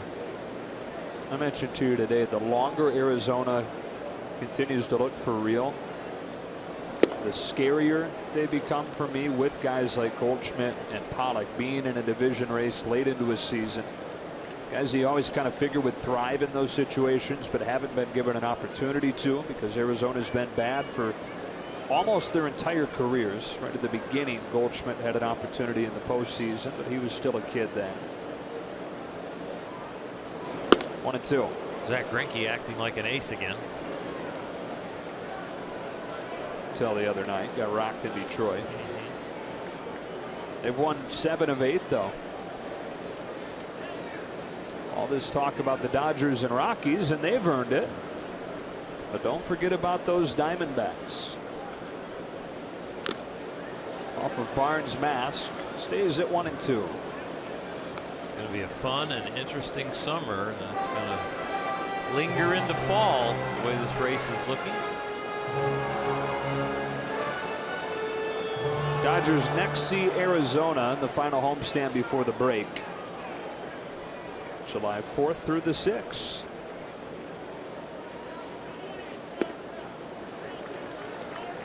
I mentioned they'll next see Colorado at home next weekend. They don't go to Coors Field again until the final 3 games of the year.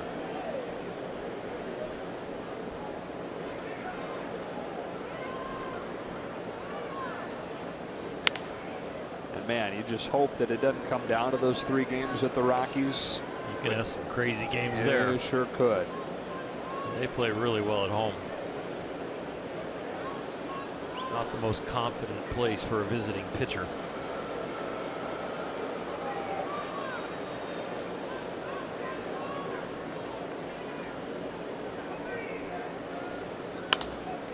Zimmer slaps it foul, still even at 2-2.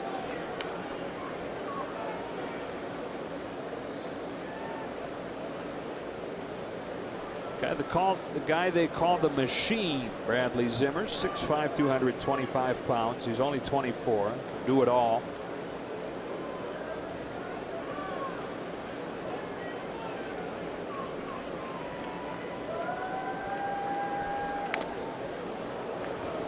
Continues to protect here. The one thing that's been an issue for him in his career has been too many strikeouts. Last year in 130 minor league games, he struck out 171 times. Underwent a swing change this offseason, with the main goal being cutting down on those Ks.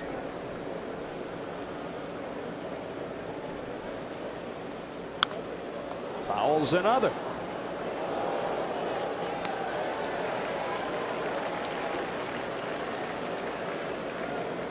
This would be the 10th pitch of the at-bat against Ross Stripling.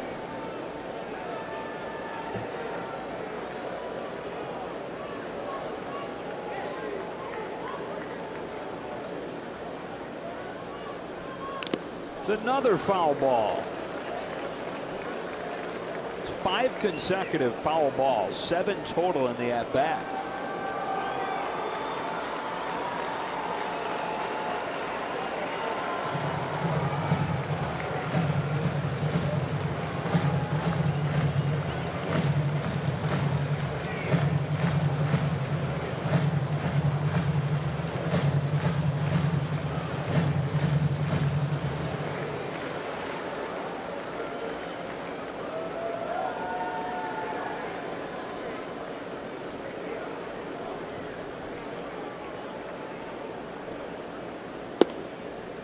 Just misses, full count.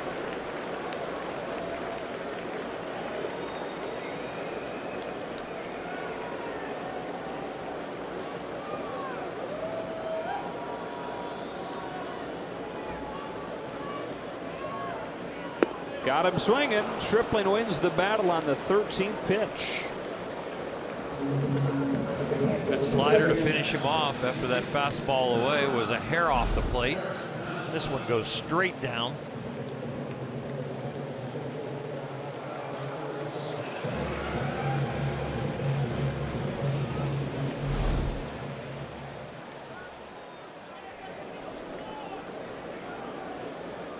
Bases empty, 2 outs, and Eric Gonzalez hits.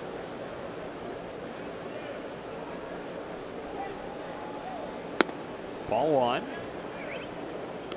0 for 6 with 4 strikeouts in this series, but he's showing off a nice glove at second.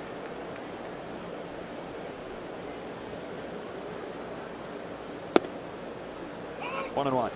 Nice play on that ball up the middle on Kike Hernandez. Kike runs well, and that ball ended up on the opposite side of second base over on the shortstop side.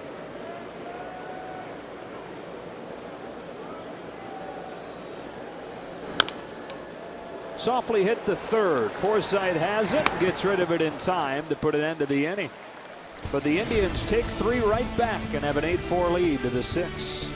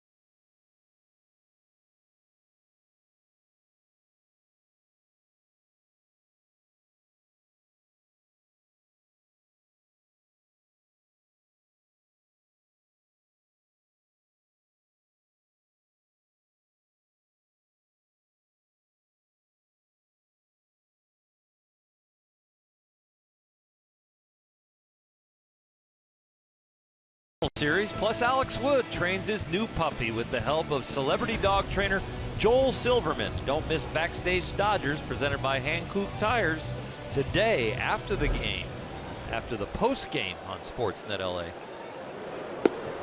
Strike 1 on Austin Barnes. You saw Lonnie Chisenhall stays in the game in right after his pinch hit 3-run homer.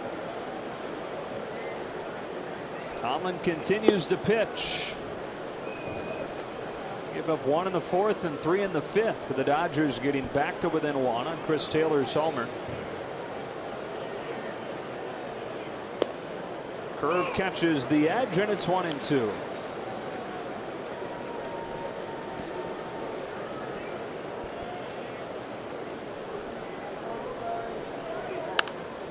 Tomlin, a guy who has fought through a lot. He was a 19th round draft pick out of Texas Tech.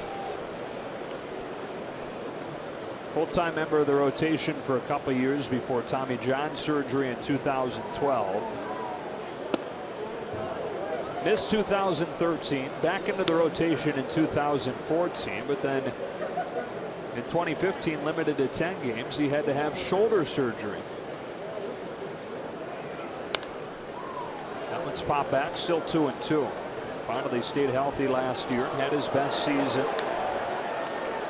13 games for the Indians.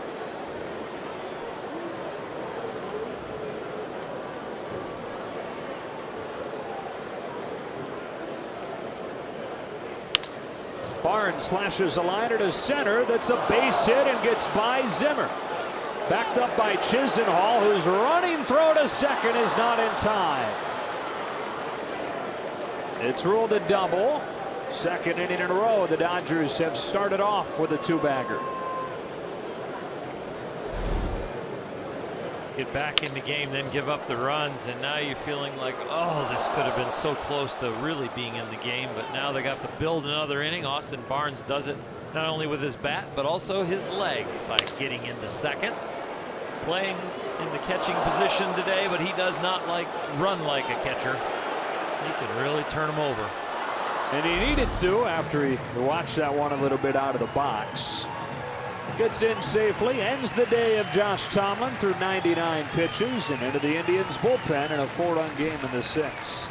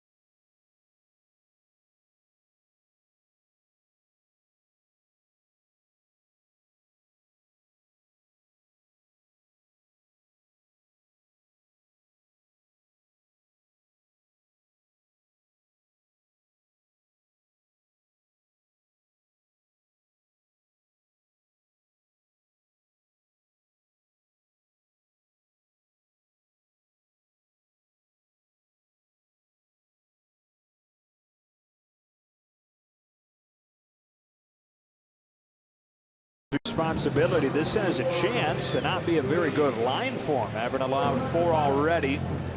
Off to the bullpen they go, and Nick Goody. The Indians are going to do anything they can to avoid this sweep. They're going to use all of their top bullpen pieces to get the job done. Goody is part of that equation with that 1.09 ERA.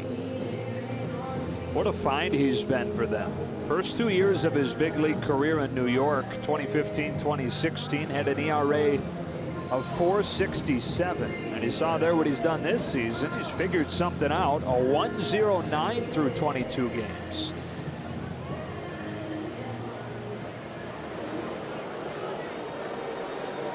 Dodgers again trying to chip away. They cut it down to 5-4 after they trailed 5-0. The leadoff man on, down 8-4 here in the 6th. Logan Forsythe happy to see Tomlin out of there. 1-0. Struck out both his times against Tomlin. 1 for 7 in this series.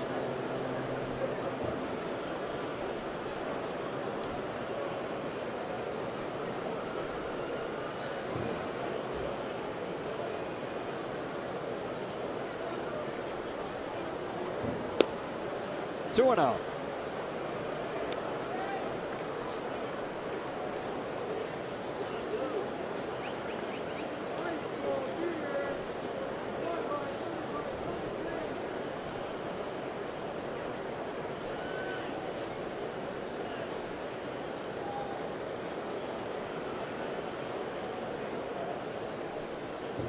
Left over the plate, dump back, strike 1. Another situation where the Dodgers, you get the leadoff double, and you really want to scratch across this run no matter what. Yeah, you'd love a crooked number, but you got to do the basics first. Is there still enough time to just peck away? Especially without the key piece of the Indians bullpen available on Andrew Miller, who's pitched and lost each of the first 2 games this week. The 2-1, and Forsythe takes ball 3.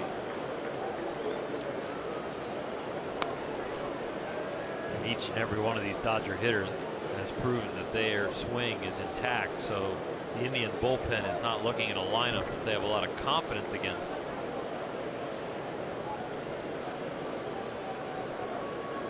Dodgers 9 runs in 4 innings against the Indians' pen in the first 2 games this week. Barnes at second. Forsythe ready for this 3-1. That's ball 4. 2 on and nobody out in the 6th.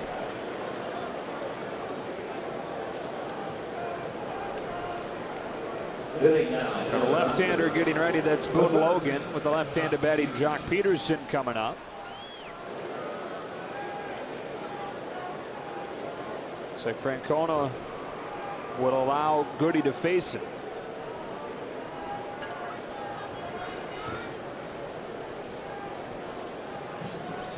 Carved a double into left center to start last inning and came in to score the Dodgers' first run of the game.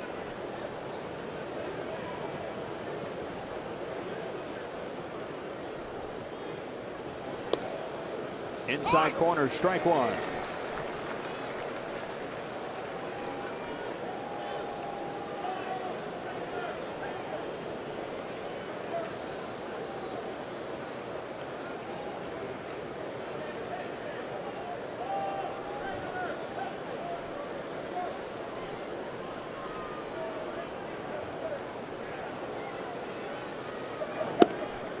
One and one.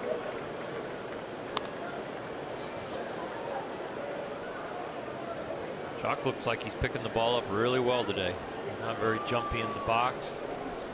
A very intense stare out there at the mound, like I got you. Good to see him hit that opposite field double his last time up. First extra base hit since coming back. On 1-1. It's at foul and it's 1-2.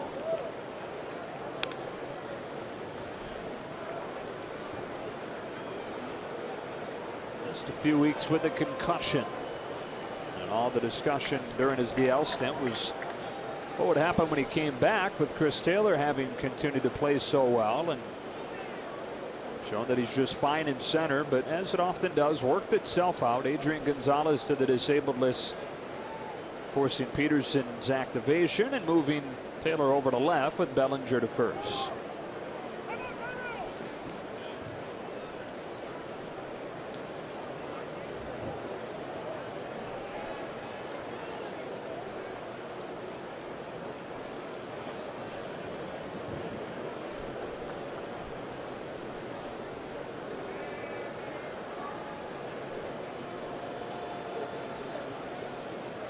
Had a leisurely pace to it. A couple long games already in this series. Last night made longer by the 50-minute rain delay. So far so good with the weather in this one. In fact, this is the brightest inning I think we've seen so far today. Sun coming out. Both teams just happy to be playing after the weather report from yesterday. Yeah, everybody's saying, you know, the first few days here. Thursday doesn't look good. Might be a long day Thursday. Only one matching off day, and it wasn't a real good matching off day if anything would have happened weather-wise today. Peterson pulls one. That's foul. Still 1-2. If the weather does hit at any time today, and it looks like we're going to be okay, we would have been here for a long time, waiting it out. Especially with only having to travel to Cincinnati, staying in the state of Ohio.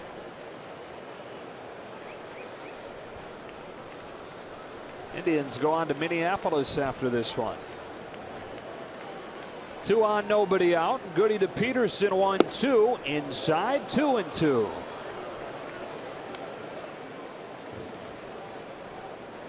Even Jock's takes are good. He's taking very early. He tells me he is seeing the ball again really well.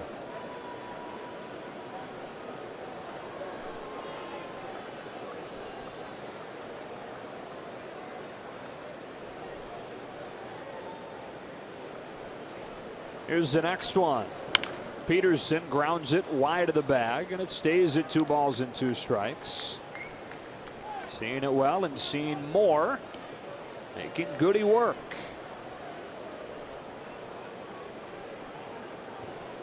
Dodgers picked up 3 in the 5th, and that put a lot of energy into their dugout. And Jock can do the same thing as Chris Taylor did for the dugout. A little bit of a flat tire after you climb back in the game and then give up runs the next inning. But right here, this inning with no out, first and second, Jock seeing the ball well. Really turned the ship. Yasiel Puig's due next. He's seeing it well right now, too.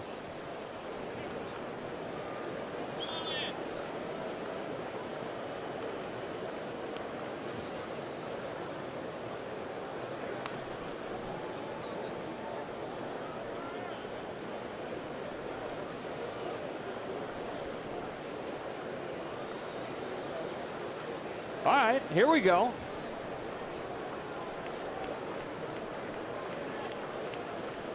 Another 2-2 pitch.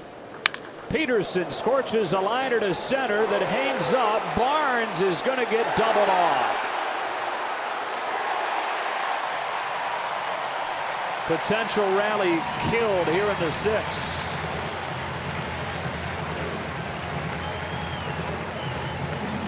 Well, Jock kills this ball and it stays up, and Austin makes a really bad error on the base path. You're down by 4. It's getting a little late, and so your run doesn't mean anything. What means the biggest issue is just to keep the inning alive and go, even if you end up with bases loaded, no out. If that ball gets caught, now you're down to 2 out and a man on first.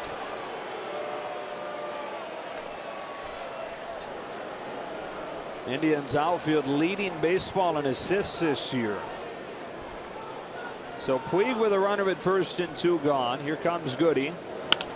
That's pulled to left, a base hit. It's hot coals on the head, right? That's the way you put it. Salt in the wound, hot coals on the head. It's just, it doesn't feel good. But you are bringing up a guy that has been a hero already in this game. Austin Barnes sits there and thinks about what could have been. Puig's second hit of the afternoon. 2 on with 2 out. And here's Taylor. You mentioned it. A 2-run homer in the 5th. Following up his 3rd inning single and his 1st inning walk.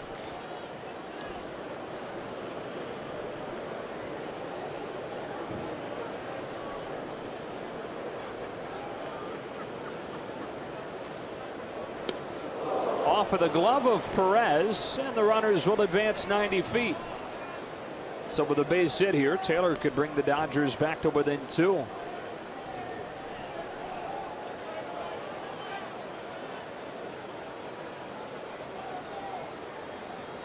Now an absolutely huge at bat.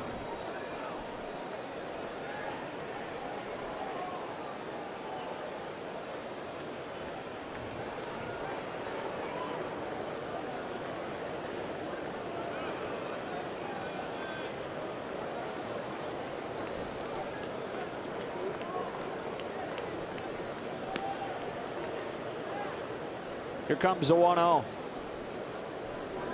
Taylor hits it in the air to center. Zimmer's back to make the catch. Bullets all over the place in this inning, but the Dodgers run themselves into some trouble and do not score.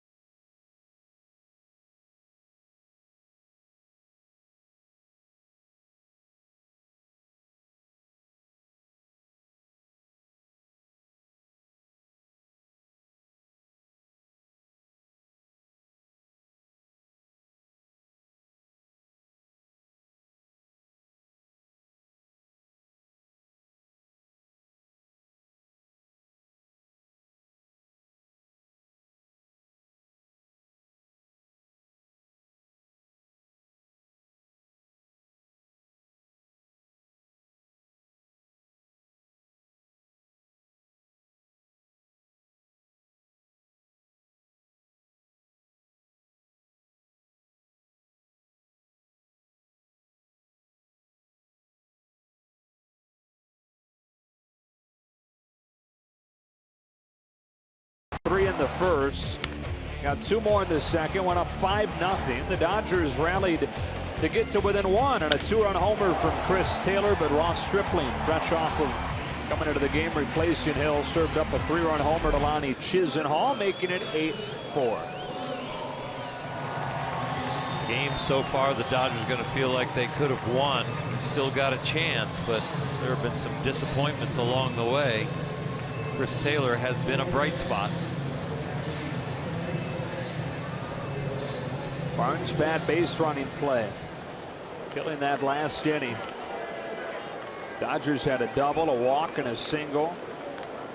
A couple other balls barreled up to center, but nothing to show for it as Barnes was doubled off second. Top of the order, Francisco Lindor looks at strike 1.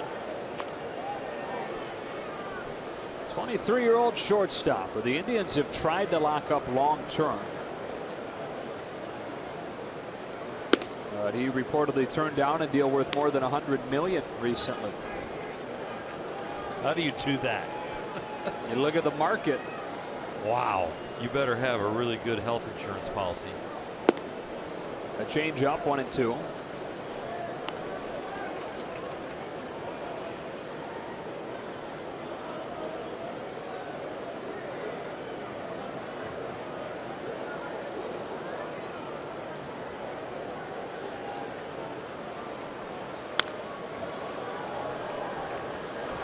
Lindor says if he wasn't playing baseball, he'd be a dentist.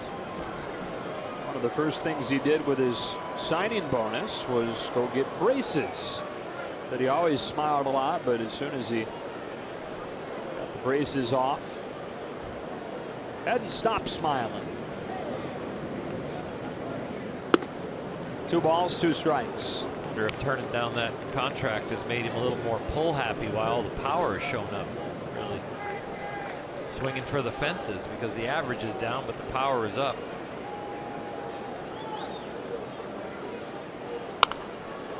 Softly hit the second. That's Kike Hernandez. Lindor the first out of the 6.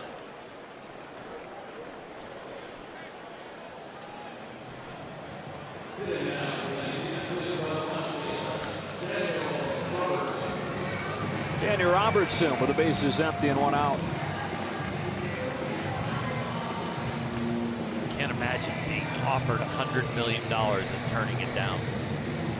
It's betting on yourself in a big way. It sure is. That's a big bet. It's also betting on good fortune, though, and good luck. I don't think that most injuries you wouldn't say is the fault of the guy that suffered them. That is really the only thing right now that could stop Lindor from getting a deal better than the one he was offered. 1-1.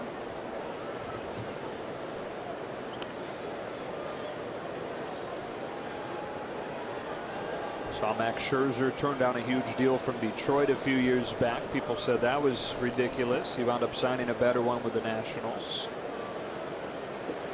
It's a lot of weight to carry until you do sign your deal. Turning down numbers like they did. Yeah, but I guess for every Max Scherzer, there's an Ian Desmond who turned down a huge deal in Washington and then had a horrible season after that. Couldn't seem to get it offered. Fly to center. Playable for Peterson. 2 out. Enjoy all the summer action at Dodger Stadium. Get a summer 6-pack and choose your favorite giveaway nights, preferred days of the week, great matchups, and you get a cool t-shirt with your purchase. Dodgers.com/mini plans, the place to go to learn more.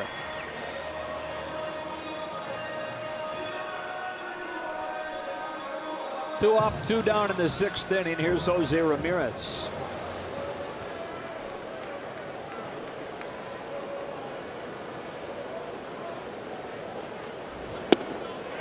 A curve, strike 1.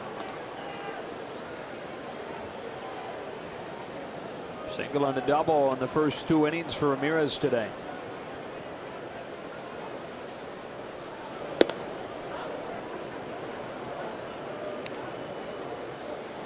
Indians 8 runs on 9 hits. Dodgers have 8 hits. Continues to feel like they should have more than those 4 runs.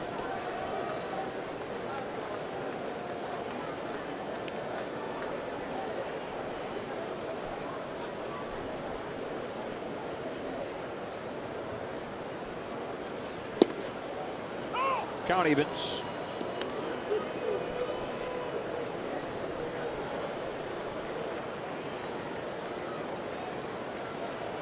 Ryan Shaw, one of the best relievers in that bullpen on a day again where Andrew Miller will not throw. Miller, Shaw, and Cody Allen, 3 best arms that Terry Francona has down there. Slash foul.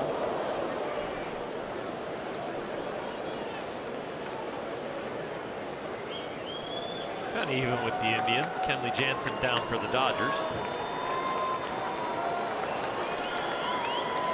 If the Dodgers come back, who's going to close? Think about Pedro Baez. Fly ball to left. Taylor to the corner and out of room. The question with Pedro is going to be, how did he feel today after throwing in each of the first 2 games of this series? 12 pitches on Tuesday, 9 pitches yesterday, so not a lot of bullets used. He felt pretty good yesterday. Did he touch 100 miles an hour twice? Yeah.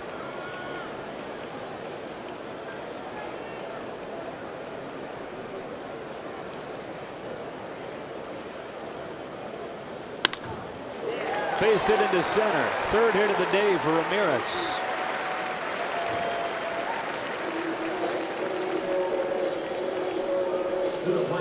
Indians look better today. Hoping they didn't wake up until the Dodgers left town. Encarnacion lit one up here earlier.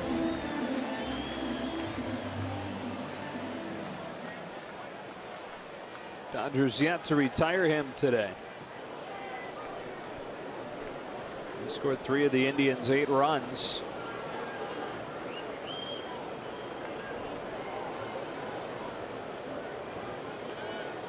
The man at first and 2 gone. Here comes Stripling with ball 1. He's in the 2nd against Rich Hill. A no-doubt shot. Number 13 of the year to lead the club.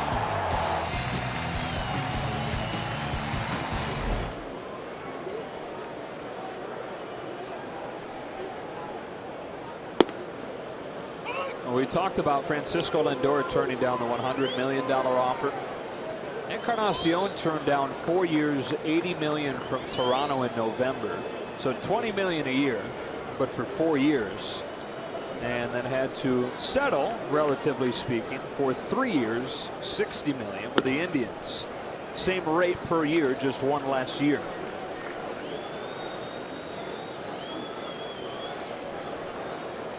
It was the biggest contract the Indians have ever given out.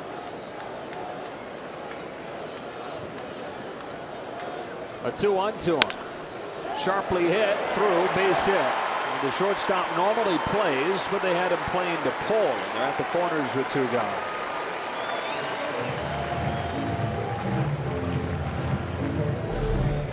Couple of hits, couple of free passes. One of the free passes was a nick on the leg. He's hitting the ball hard.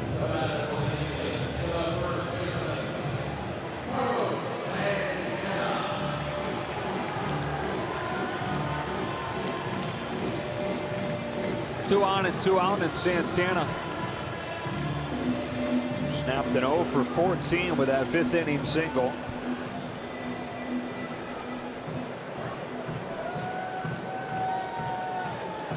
The old Dodger farmhand. Signed him out of the Dominican Republic in 2005 and traded him here to Cleveland in 2008. Major League debut soon after that.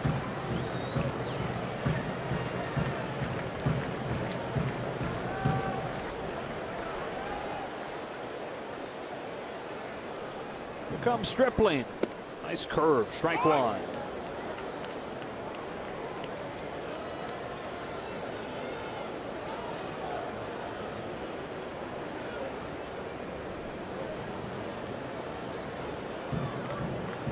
Casey Blake, the return on that trade.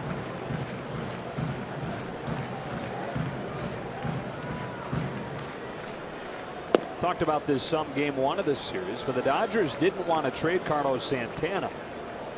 Ownership, though, had ordered the front office not to add any payroll mid-season, and including a top prospect like Santana was the only way that the Indians would agree to pay down Blake's salary.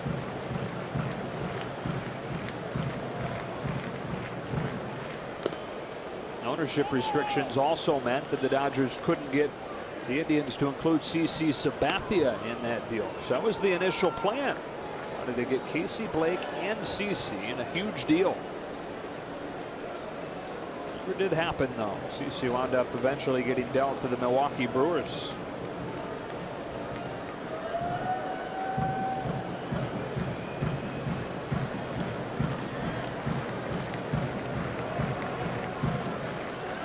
One, two, way up.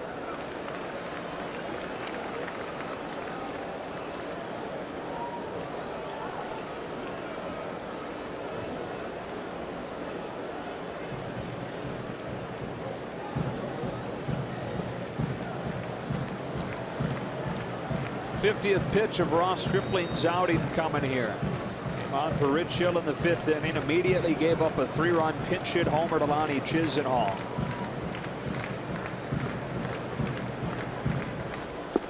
Dodgers had battled back from down 5-0 to make it 5-4 on a 2-run homer from Chris Taylor. The Indians immediately capturing the momentum back, getting 3 of their own in the bottom of the 5th. I'm sure Dave Roberts would love to see Ross Stripling go one more. The Dodgers don't come back in this game. They'd only have to cover another inning out of the rest of the bullpen then. Just have to go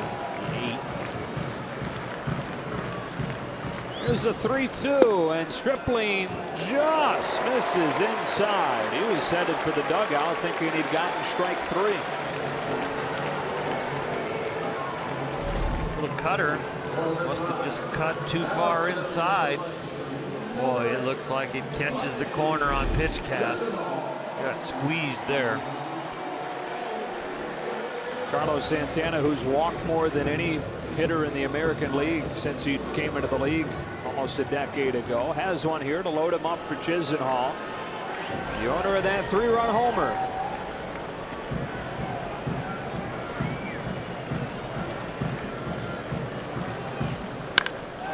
Base hit to right.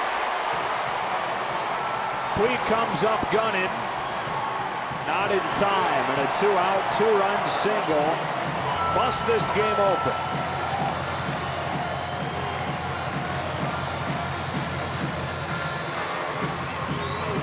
That really hurt. You got a 3-2 pitch that should have been called strike 3. Then the first pitch you hang and give up 2 more runs with. The Indians have their hitting shoes on.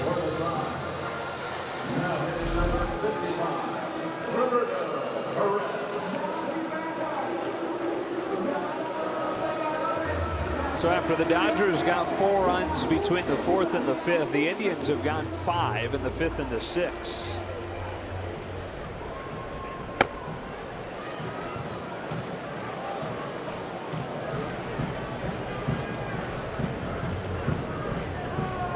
Roberto Perez to bat, runners at the corners, 2 out.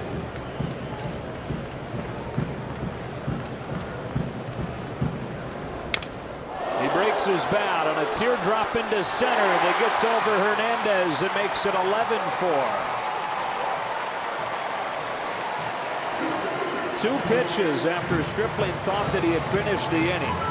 The Indians have brought home 3 additional runs. This bat is absolutely shattered.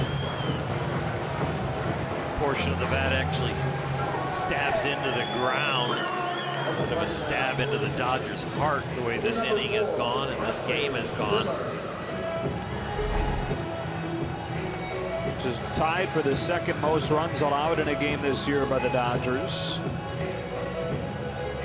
On back-to-back nights at Arizona early this year, they gave up 13 and then 11.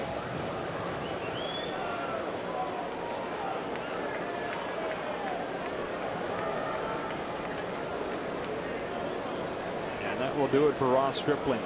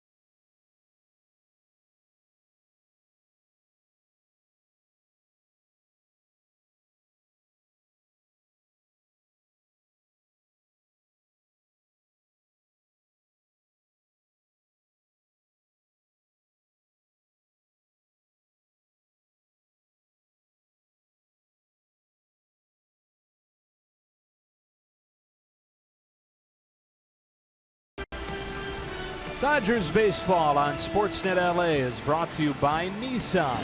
Choose Nissan today for great offers on our most exciting lineup ever. Shop ChooseNissan.com. And by Carl's Jr., the baby back rib burger, only at Carl's Jr. Grant Dayton comes on and tries to put an end to this painful inning. Dodger pitchers have averaged almost 30 pitches per inning this afternoon. Grant Dayton coming in to stop the bleeding, and it's not with a Band-Aid. He needs a tourniquet right now. 16 and 19 of his appearances have been scoreless, and the Dodgers could use one of those again.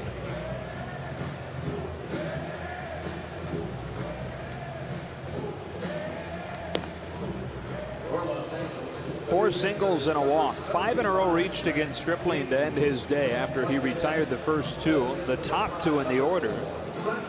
Got Lindor on a ground ball, got Robertson on a fly ball. And the floodgates open.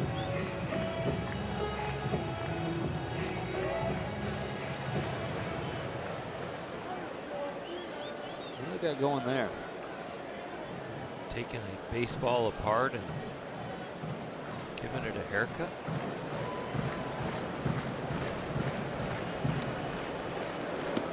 Bradley Zimmer takes ball one. I've never seen that. They just using the raw material of the ball there to make that? I think so. It's impressive. Cut the strings up. I hope they put that on Twitter. Somebody will.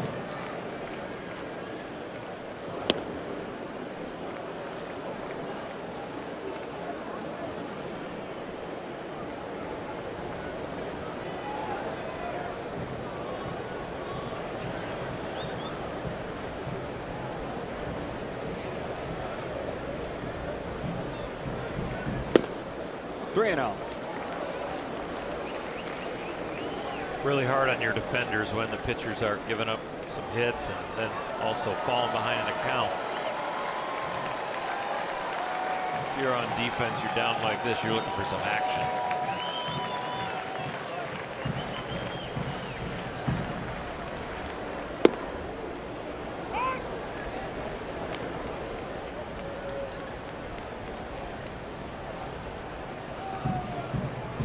Put your team into a slump by just not throwing strikes and taking a long time in between pitches. Such guys that feel like they can come back and be hot with the bat.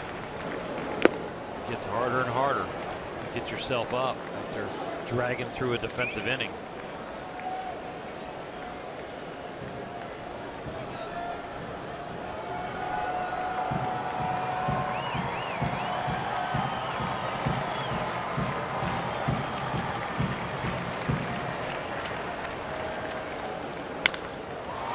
Fly ball to left center field.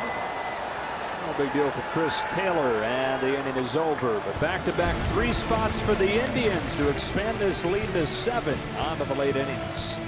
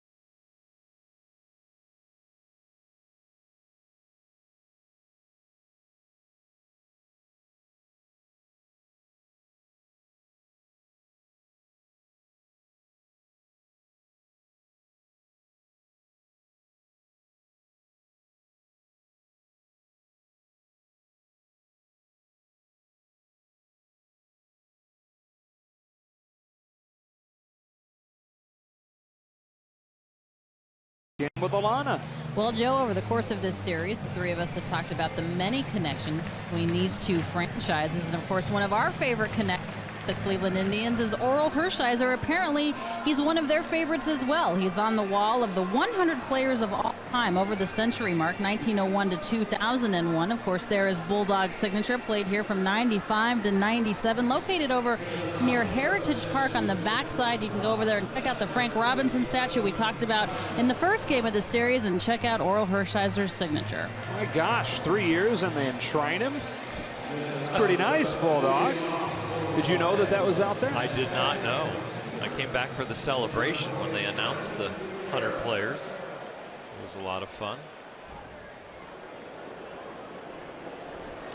Kyle Crockett in the game. He pitched last night. Franklin Gutierrez will pinch hit for Corey Seager here.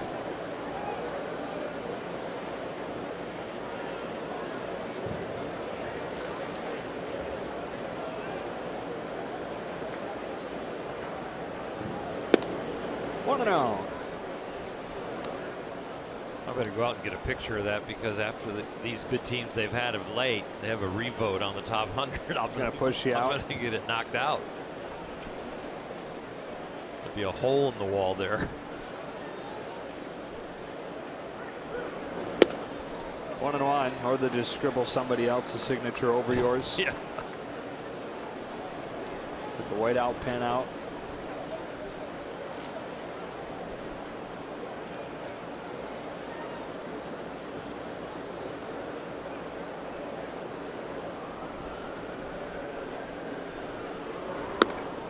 Two and one.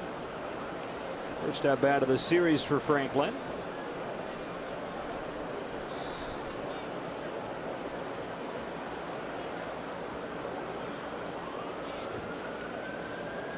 Dodgers will see 3 right-handed starters in Cincinnati, so the playing time will continue to be sparse for Franklin Gutierrez.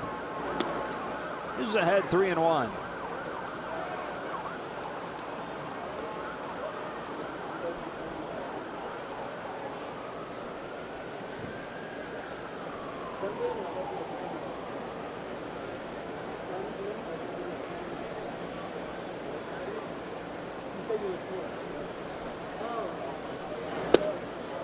A leadoff walk. Time for a Volkswagen replay, in a 7-run game. You look for ways to have a little fun, and this is what they're doing in the Indians dugout. They turned a baseball into a Jose Ramirez puppet. How do I know? Look closely there. They wrote the number 11 on there, and it's kind of his hairdo. That's going to be a keepsake. I bet you that it ends up in Jose's office. That's pretty cool.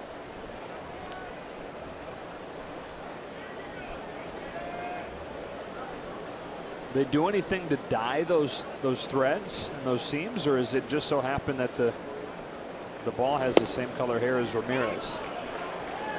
I don't know what they did, because I haven't unwrapped a ball in years, so I don't know what color. In my day, the first color was red. No, the red stitching on the outside, and then it was like a, I think it was like a grayish black, if I remember. Justin Turner gets hit by this pitch, and the Dodgers have the first 2 on in the 7th. A lot of eye rolling going on down in that Indians dugout as Crockett comes in with a 7-run lead, walks the first man and hits the next. Both managers are going to have no hair. Well, Terry Francona doesn't have much to begin with, but this game has been very frustrating, both sides of the equation.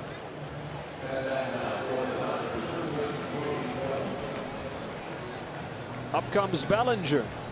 We know all about what he can do against left-handed pitching. 2 home runs against left-handers with bigger reputations than Kyle Crockett in the opener of this series. First it was Andrew Miller, then it was Boone Logan. Got a home run in this game as well.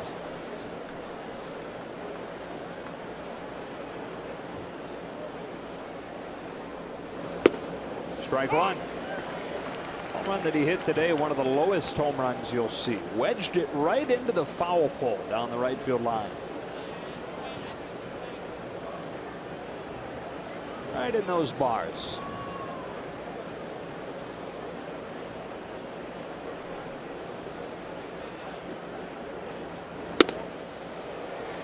tied him up 0-2. See the guys standing by the foul poles, they looked on their toes like they were ready.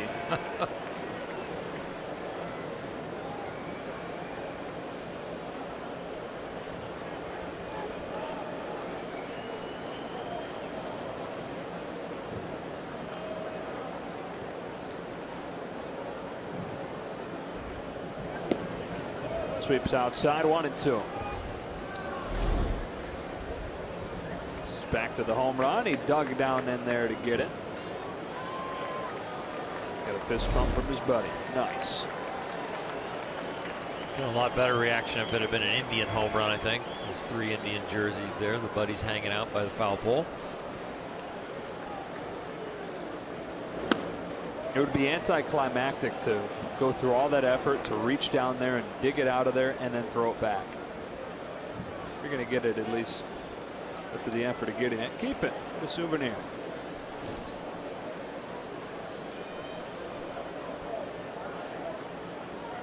A ball that's part of a near record pace. 18 home runs in 47 games to open his career. 2 on and nobody out in the 7th. They bring him a 2-2 pitch. And he hits a fly ball to center. Zimmer's back, still going onto the edge of the track. Got it off the end of the bat and still hit it 380 feet.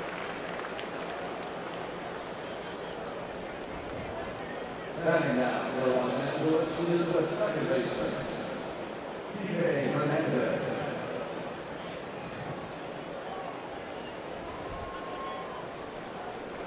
Familiar walk in this series for Tito Francona. Another change. Runners at the corners and 1 out. Kike Hernandez due up and back into that bullpen.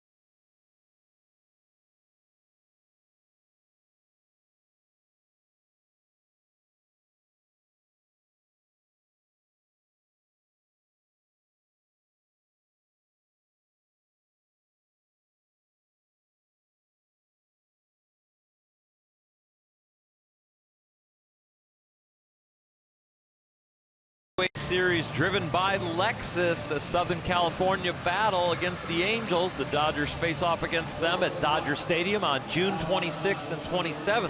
For tickets, visit Dodgers.com/tickets. Angels not doing too bad without Mike Trout. Back-to-back wins over the Yankees. And a game above 500 now. Brian Shaw, the latest Indians reliever to come in, with runners at the corners and 1 out, and Chase Utley ready to pinch hit for Kike Hernandez. Well, the reverse of this substitution pattern was last night, and Kike hit a home run. So go ahead, Chase.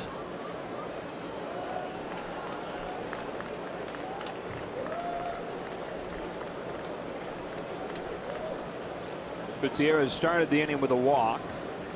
Turner was hit by a pitch, and after Bellinger flied to center, here comes Utley.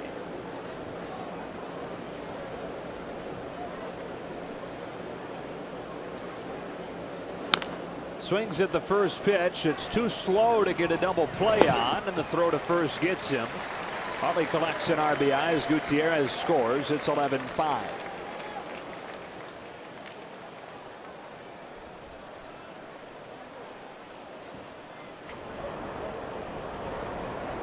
For the Dodgers, is the catcher, Austin Mark.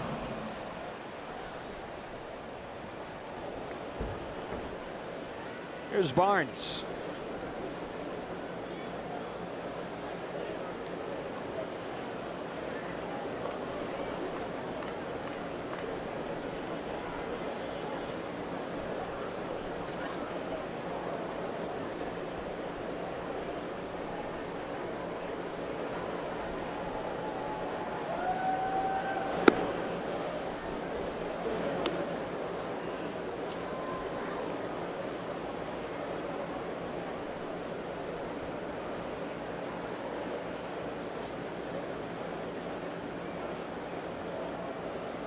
Chris Hatcher getting ready. Here's a 1-0. Barnes watches it cut outside. He's ahead of Shaw. 2 balls, no strikes. Shaw, the former Arizona Diamondback.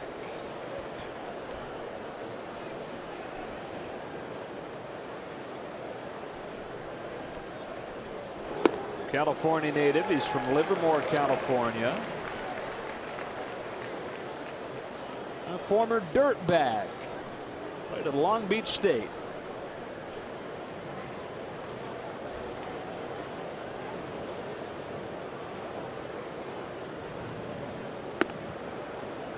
Two and two.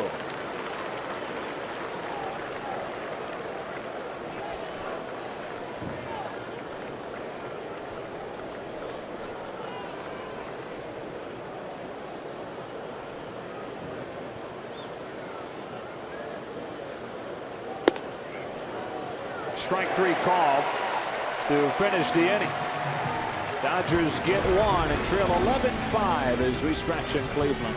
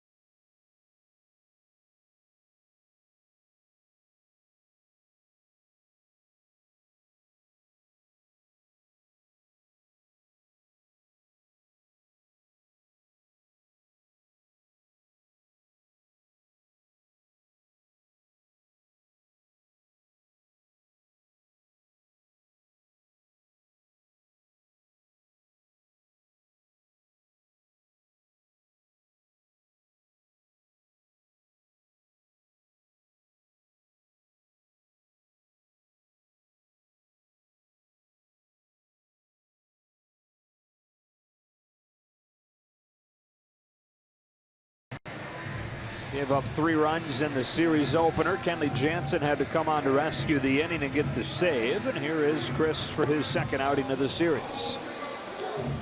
You're exactly right, Joe. It is about eating innings right now and protecting all the other pieces in the bullpen the other night. Chris tried to do that, couldn't get the job done. Kenley Jansen had to come in and get a save. But right here, this is one where he can eat up the rest of this game. Hopefully the Dodgers come back, but if they don't, he protects the pieces for moving on to Cincinnati. Oh, the drummer man, John Adams, even taking a break with this big lead right now. Who is that touching his drum? It must be a friend. Yeah, because he does not usually allow people to touch the drum. 9-1-2 for the Indians in this inning.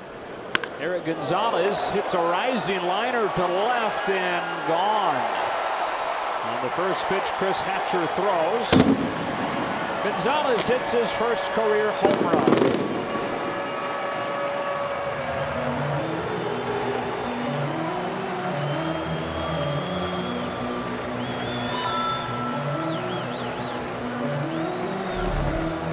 Gonzalez adds to the Indians' total. A very nice swing, full extension. It has been an ugly day for the Dodger pitching staff.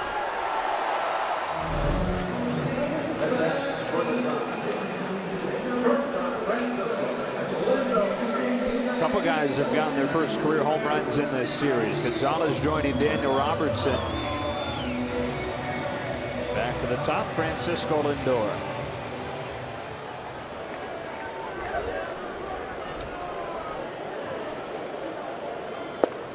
We talked about John Adams, the drum man, earlier in this series. Thought you might want to learn a little more about him, so I tried to. He's been banging that drum since 1973. That exact drum. Started bringing it to games when he was 21.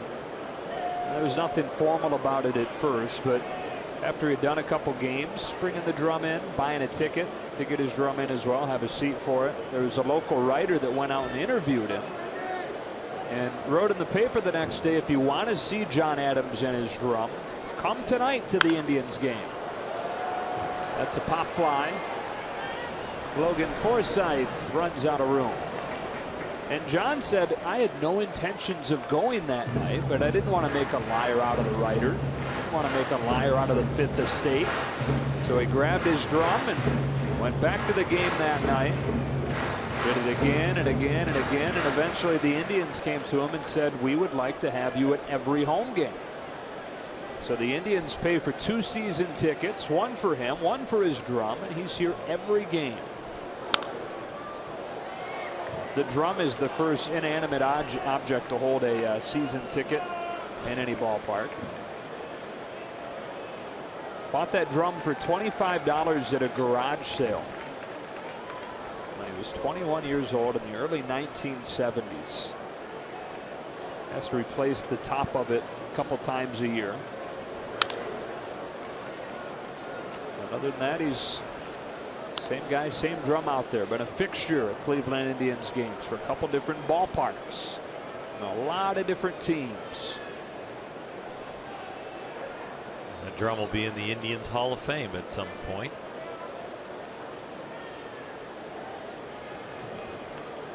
With the Rock and Roll Hall of Fame just around the corner here. Hatcher gets Lindor swinging for the first out of the 7th. I gotta believe it. Sometime in the future there'll be a backstage Dodger feature on a few of the guys touring the Rock and Roll Hall of Fame like they did here the other day.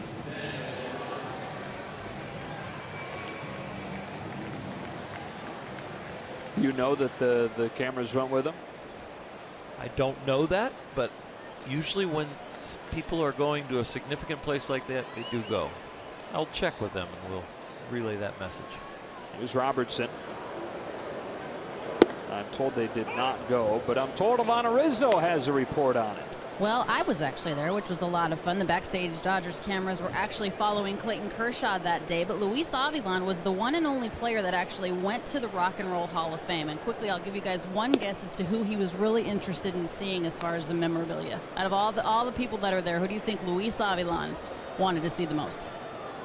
I don't know. I don't know either. Johnny Cash. Of all the people, would you have thought that Luis Avilan would have been most interested in seeing So you were Johnny setting Cash? us up, Alana. Well, I wanted you to guess. I wanted you to participate in the story, but there was a lot of Johnny Cash memorabilia there, of course, on top of many other things with Led Zeppelin, Michael Jackson, Prince, you name it. It is there. There's an amazing Rolling Stones exhibit right now. 50 years since the magazine started. A lot of support staff for the Dodgers went and visited. It was very nice of the Rock and Roll Hall of Fame to host us. Robertson takes a strike, 2-2. One of the ways that some of the folks on the traveling party try to break up the long season. Seeing the sights in the different cities, especially in the interleague series where you only come here once In this case, every 15 years or so. It's the first time the Dodgers have been here since 2003. And barring a miracle, it'll be the first time they've ever lost at Cleveland.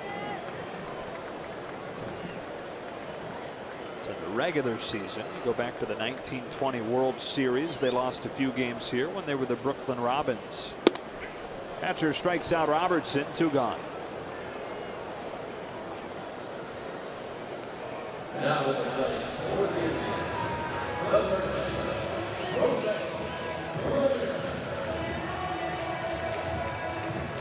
Here's Jose Ramirez.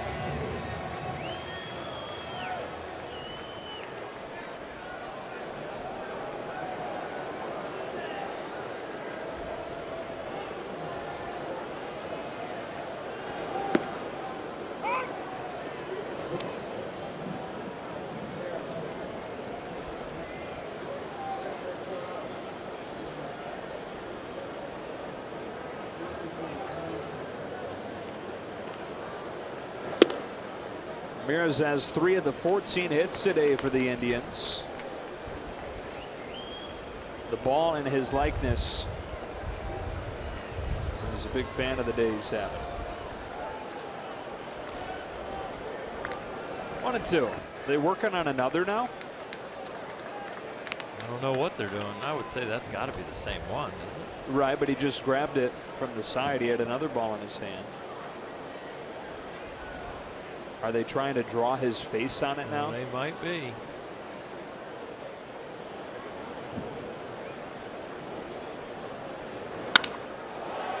Soft liner to third and caught by Forsythe to finish the Indians in the 7th. They add her on and a solo homer from Gonzalez, and we move to the 8th.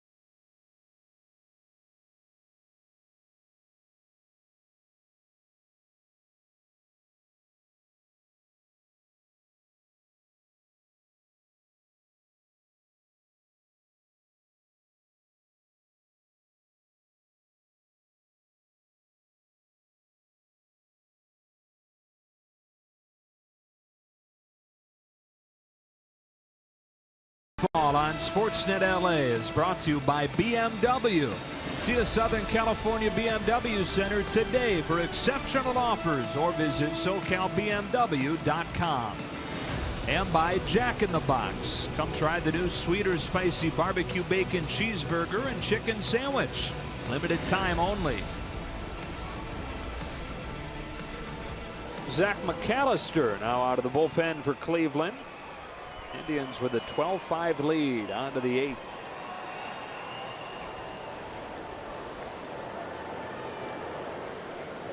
Logan Forsythe, the lead it off for the Dodgers with the bottom third of the order here. He struck out twice and walked once. And looks at strike 1.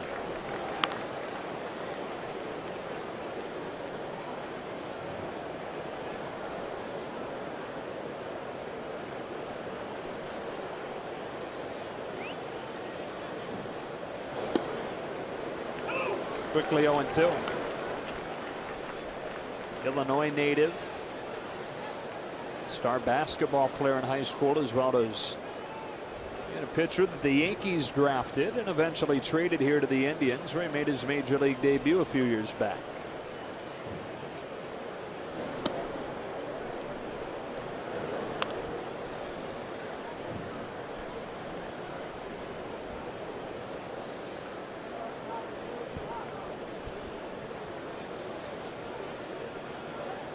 Logan only one hit here in Cleveland, 1 for 7, but 5 walks.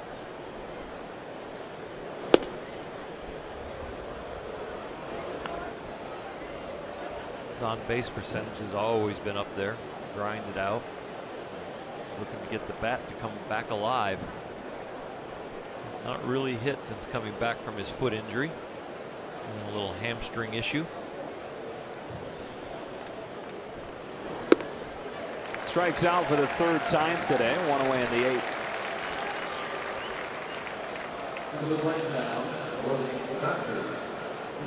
Up comes Jock Peterson for 3 with a double. Scored a run. First Dodger run of the game back in the 5th inning, or the 2nd run of the game.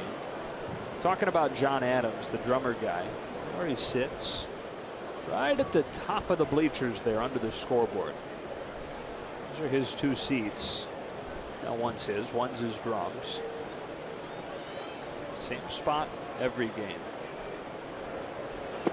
The strike on Peterson. One of the first games when he came in, he didn't really have a plan yet. This was in the old ballpark, but he went down near the first couple rows of the bleachers, and there were several young couples that came in. They kind of looked at him like, are you really going to be banging that thing the whole game? And he didn't know necessarily what his plan was yet. He was just bringing a drum, trying to inject some life, some atmosphere into the games. Didn't know what the reaction would be from the people around him. So he's thinking then, well, maybe this isn't going to work, especially not today. And somebody from another group that was close by was headed up near the top of the bleachers to grab a hot dog and a beer. 1 ball and 2 strikes. He said, why don't you follow me up here? I bet up here they would accept you. Obviously, there weren't many people sitting up there. So John followed him up to the top of the bleachers. And he's been in the same spot, again, a different yard, but the same relative spot since.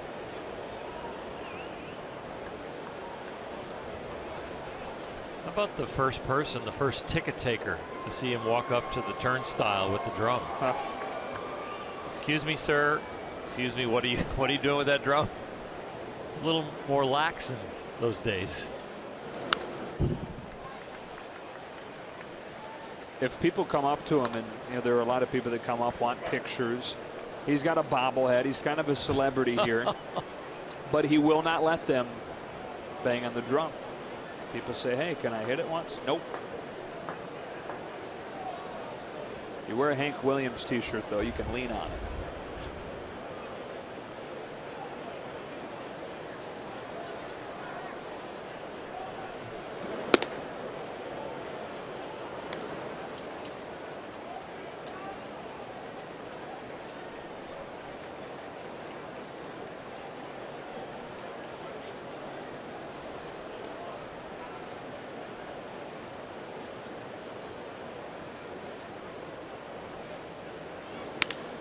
Jock flips a fly ball to left, easily playable for Robertson in the 2nd out here in the 8th inning. All right, what's the latest here? Oh my gosh, are they actually using threads for eyebrows? Yeah, they got the crazy glue out.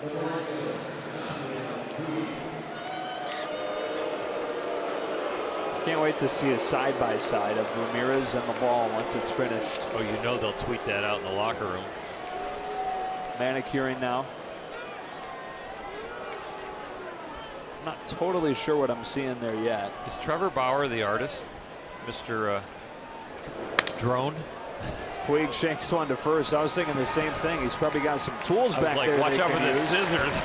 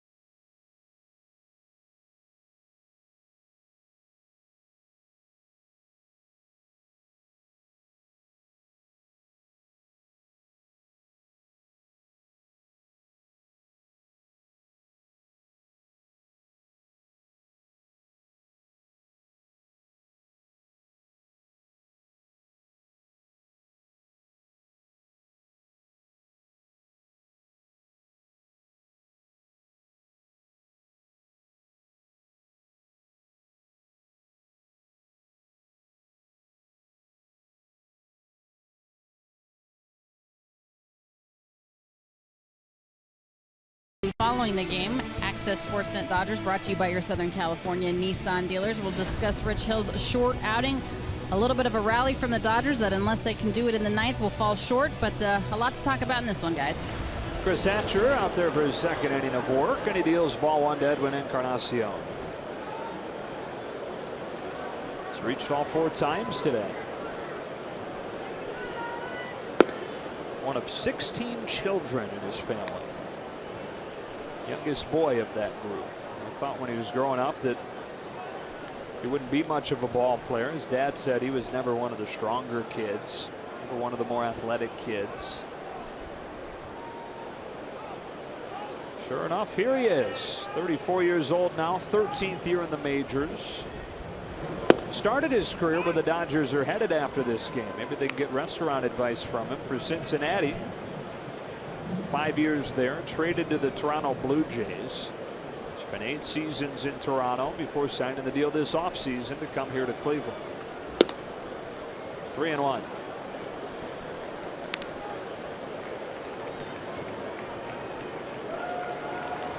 Staple in Cincinnati is Skyline Chili. Never had it 5 ways, but I guess you can get up to 5 ways. Yeah, I've not even had it once. One way. Full count. Our director Dustin Denty just got in my ear and said, "Don't." I think they put pasta in it, and it's 5 ways. So you got the boathouse for ribs. Yeah. And pretty good hangout for a lot of guys to get a good steak is Jeff Ruby's Steakhouse. Love that.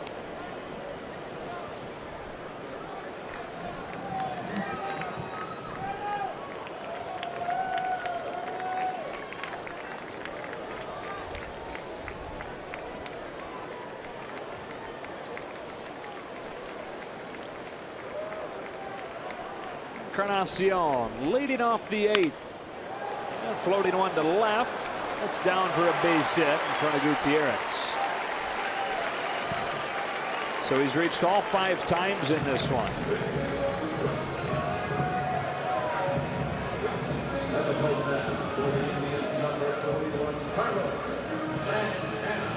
Remember, we were talking about a couple times this year that batting cage in the Dominican Republic that started with Robinson Cano, and Albert Pujols is there, and Gregory Polanco goes. There's all these all-stars. Gene Segura gets to work in the batting cage. Edwin Encarnacion rebuilt his swing in that cage. And that's when he took off early on in his time in Toronto. Here's Carlos Santana taking strike 1. Luis Mercedes, the batting coach that runs that cage, and he was first made famous as a batting coach helping Sammy Sosa in the early 1990s. And Cano became a disciple. And you get stars like that vouching for a guy, a lot of times business will pick up pretty quickly. Yeah, I would say so.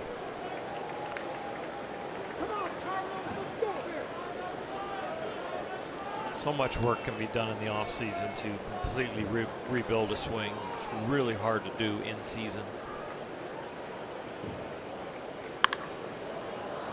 Pop fly into what is now bright skies here in Cleveland. It's Cody Bellinger, 1 out.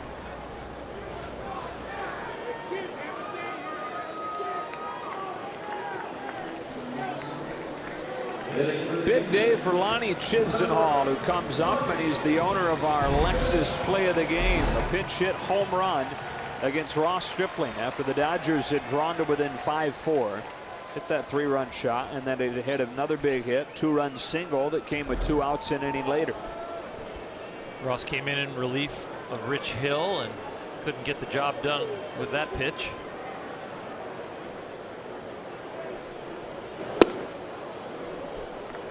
Pitch there, strike 1. A little splitty. Chisenhall's a guy who early on in his career was one of the top prospects in the system. The Indians drafted him in the 1st round, 2008.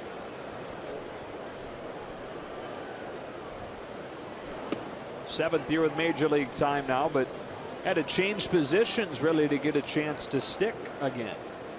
Converted third baseman. Had a slow start 2 years ago, so they sent him to the minors and had him learn how to play the outfield.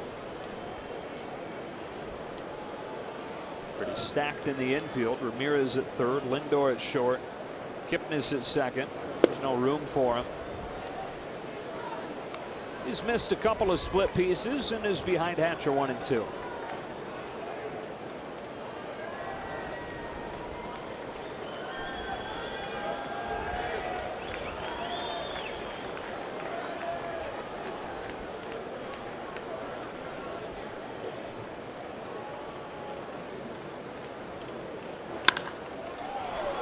High fly ball to center. Peterson and Taylor, or Gutierrez, and he's got it.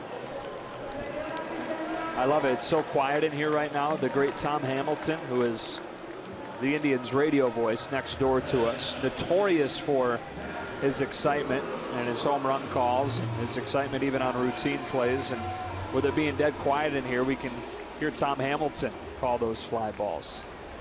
His signature line, swung on and belted. There he is. Great guy, too. Booming voice. And absolutely loved, adored here in Cleveland. Got to enjoy his company when I was here the 3 years in 95, 96, 97. Such a gentleman. A huge Indian fan.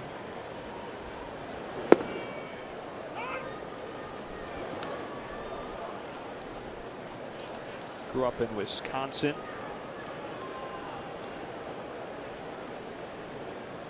Cleveland for decades now. They have t-shirts printed with his signature calls on them. Swing and a drive. That's what he's known for. Other guys use that, but it's what Tom's known for.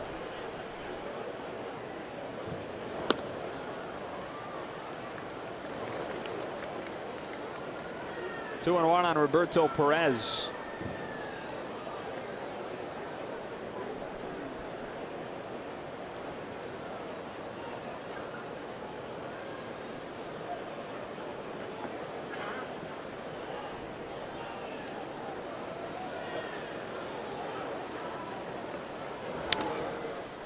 Two and two. Dodgers probable pitchers coming up this weekend. Alex Wood takes it tomorrow. Hyun-Jin Ryu on Saturday and Clayton Kershaw on Sunday.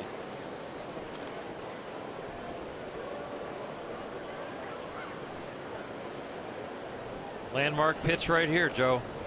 200th pitch of the game for the Dodgers.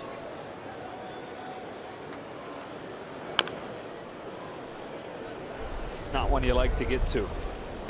No, not many wins after 200 pitches unless you've gone extra innings.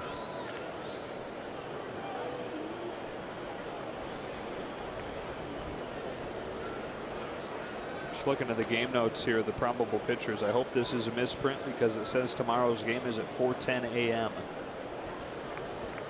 Okay. I'm not going to make it. You're on your own.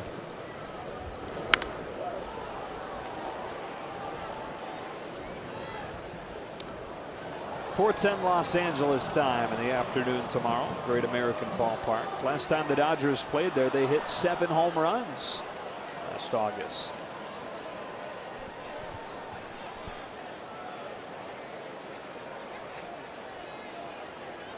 It'll be a good vibe on the Dodger team going in to play the Reds after taking care of them on the homestand.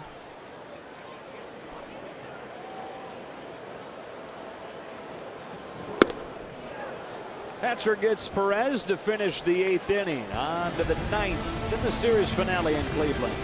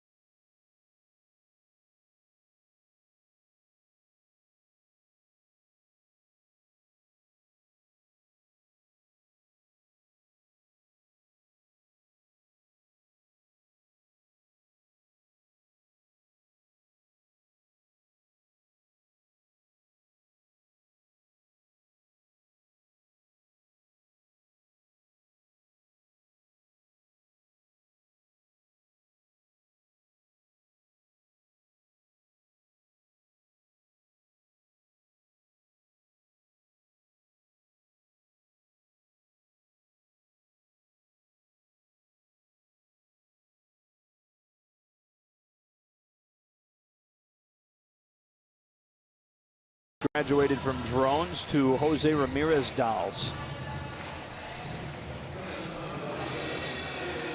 They posed for a side-by-side for the Indians cameras between innings. There you go.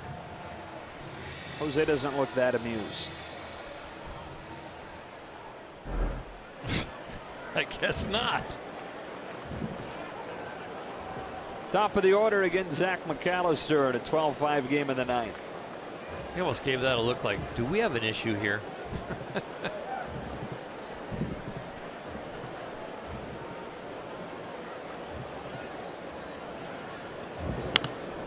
Talking about Bauer and his drone hobby Tuesday night in this series opener. Using some of the dexterity, the small tools that he uses to build and work on his own drones. Be just like him to be making the image of his pal on the team and then cut his finger. Low blow. Well, I'd like keep sharp objects away from that guy. It was a painful incident in the World Series. He didn't get through the first inning, did he? No, if you weren't with us on Tuesday night, it was the American League Championship Series. Right before Game 2, which he was supposed to start, 24 hours before, sliced his pinky finger open while working on his drone. And had to hop in a cab, fly to the hospital. 10 stitches. Called the Indians on his way there and said, okay, look, I just cut my pinky open on a drone. I'm sure that was an interesting conversation to have with the brass. They had to push him back a day. Josh Tomlin was flipped up to start ahead of him. So they give Bauer an extra day of rest. And he goes out there and starts in Toronto. First inning. He's struggling. There's blood developing on his hand. And Terry Francona goes out there and realizes it's probably not good when he looks and sees a puddle of blood on the rubber. And so they had to take him out.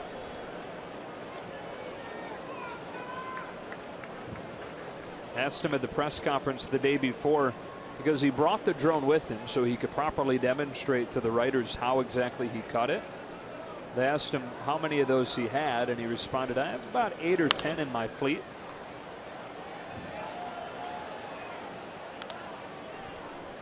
It was never the typical jock, Trevor Bauer. He used to spend his lunch hours during high school in room J2. They called it the Physics Palace at Hart High School in Los Angeles. And he would spend those lunch hours playing chess with the AP physics teacher.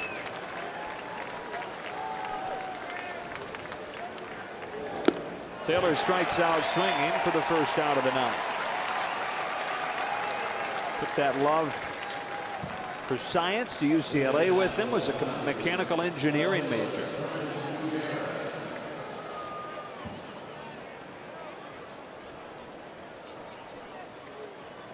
So he's a pretty good artist too.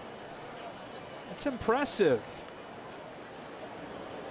They got the bling on it too. Did he draw the bling on, or did they have? No, it was an actual little piece of jewelry. I don't know what it was. One out. Gutierrez looks at strike one.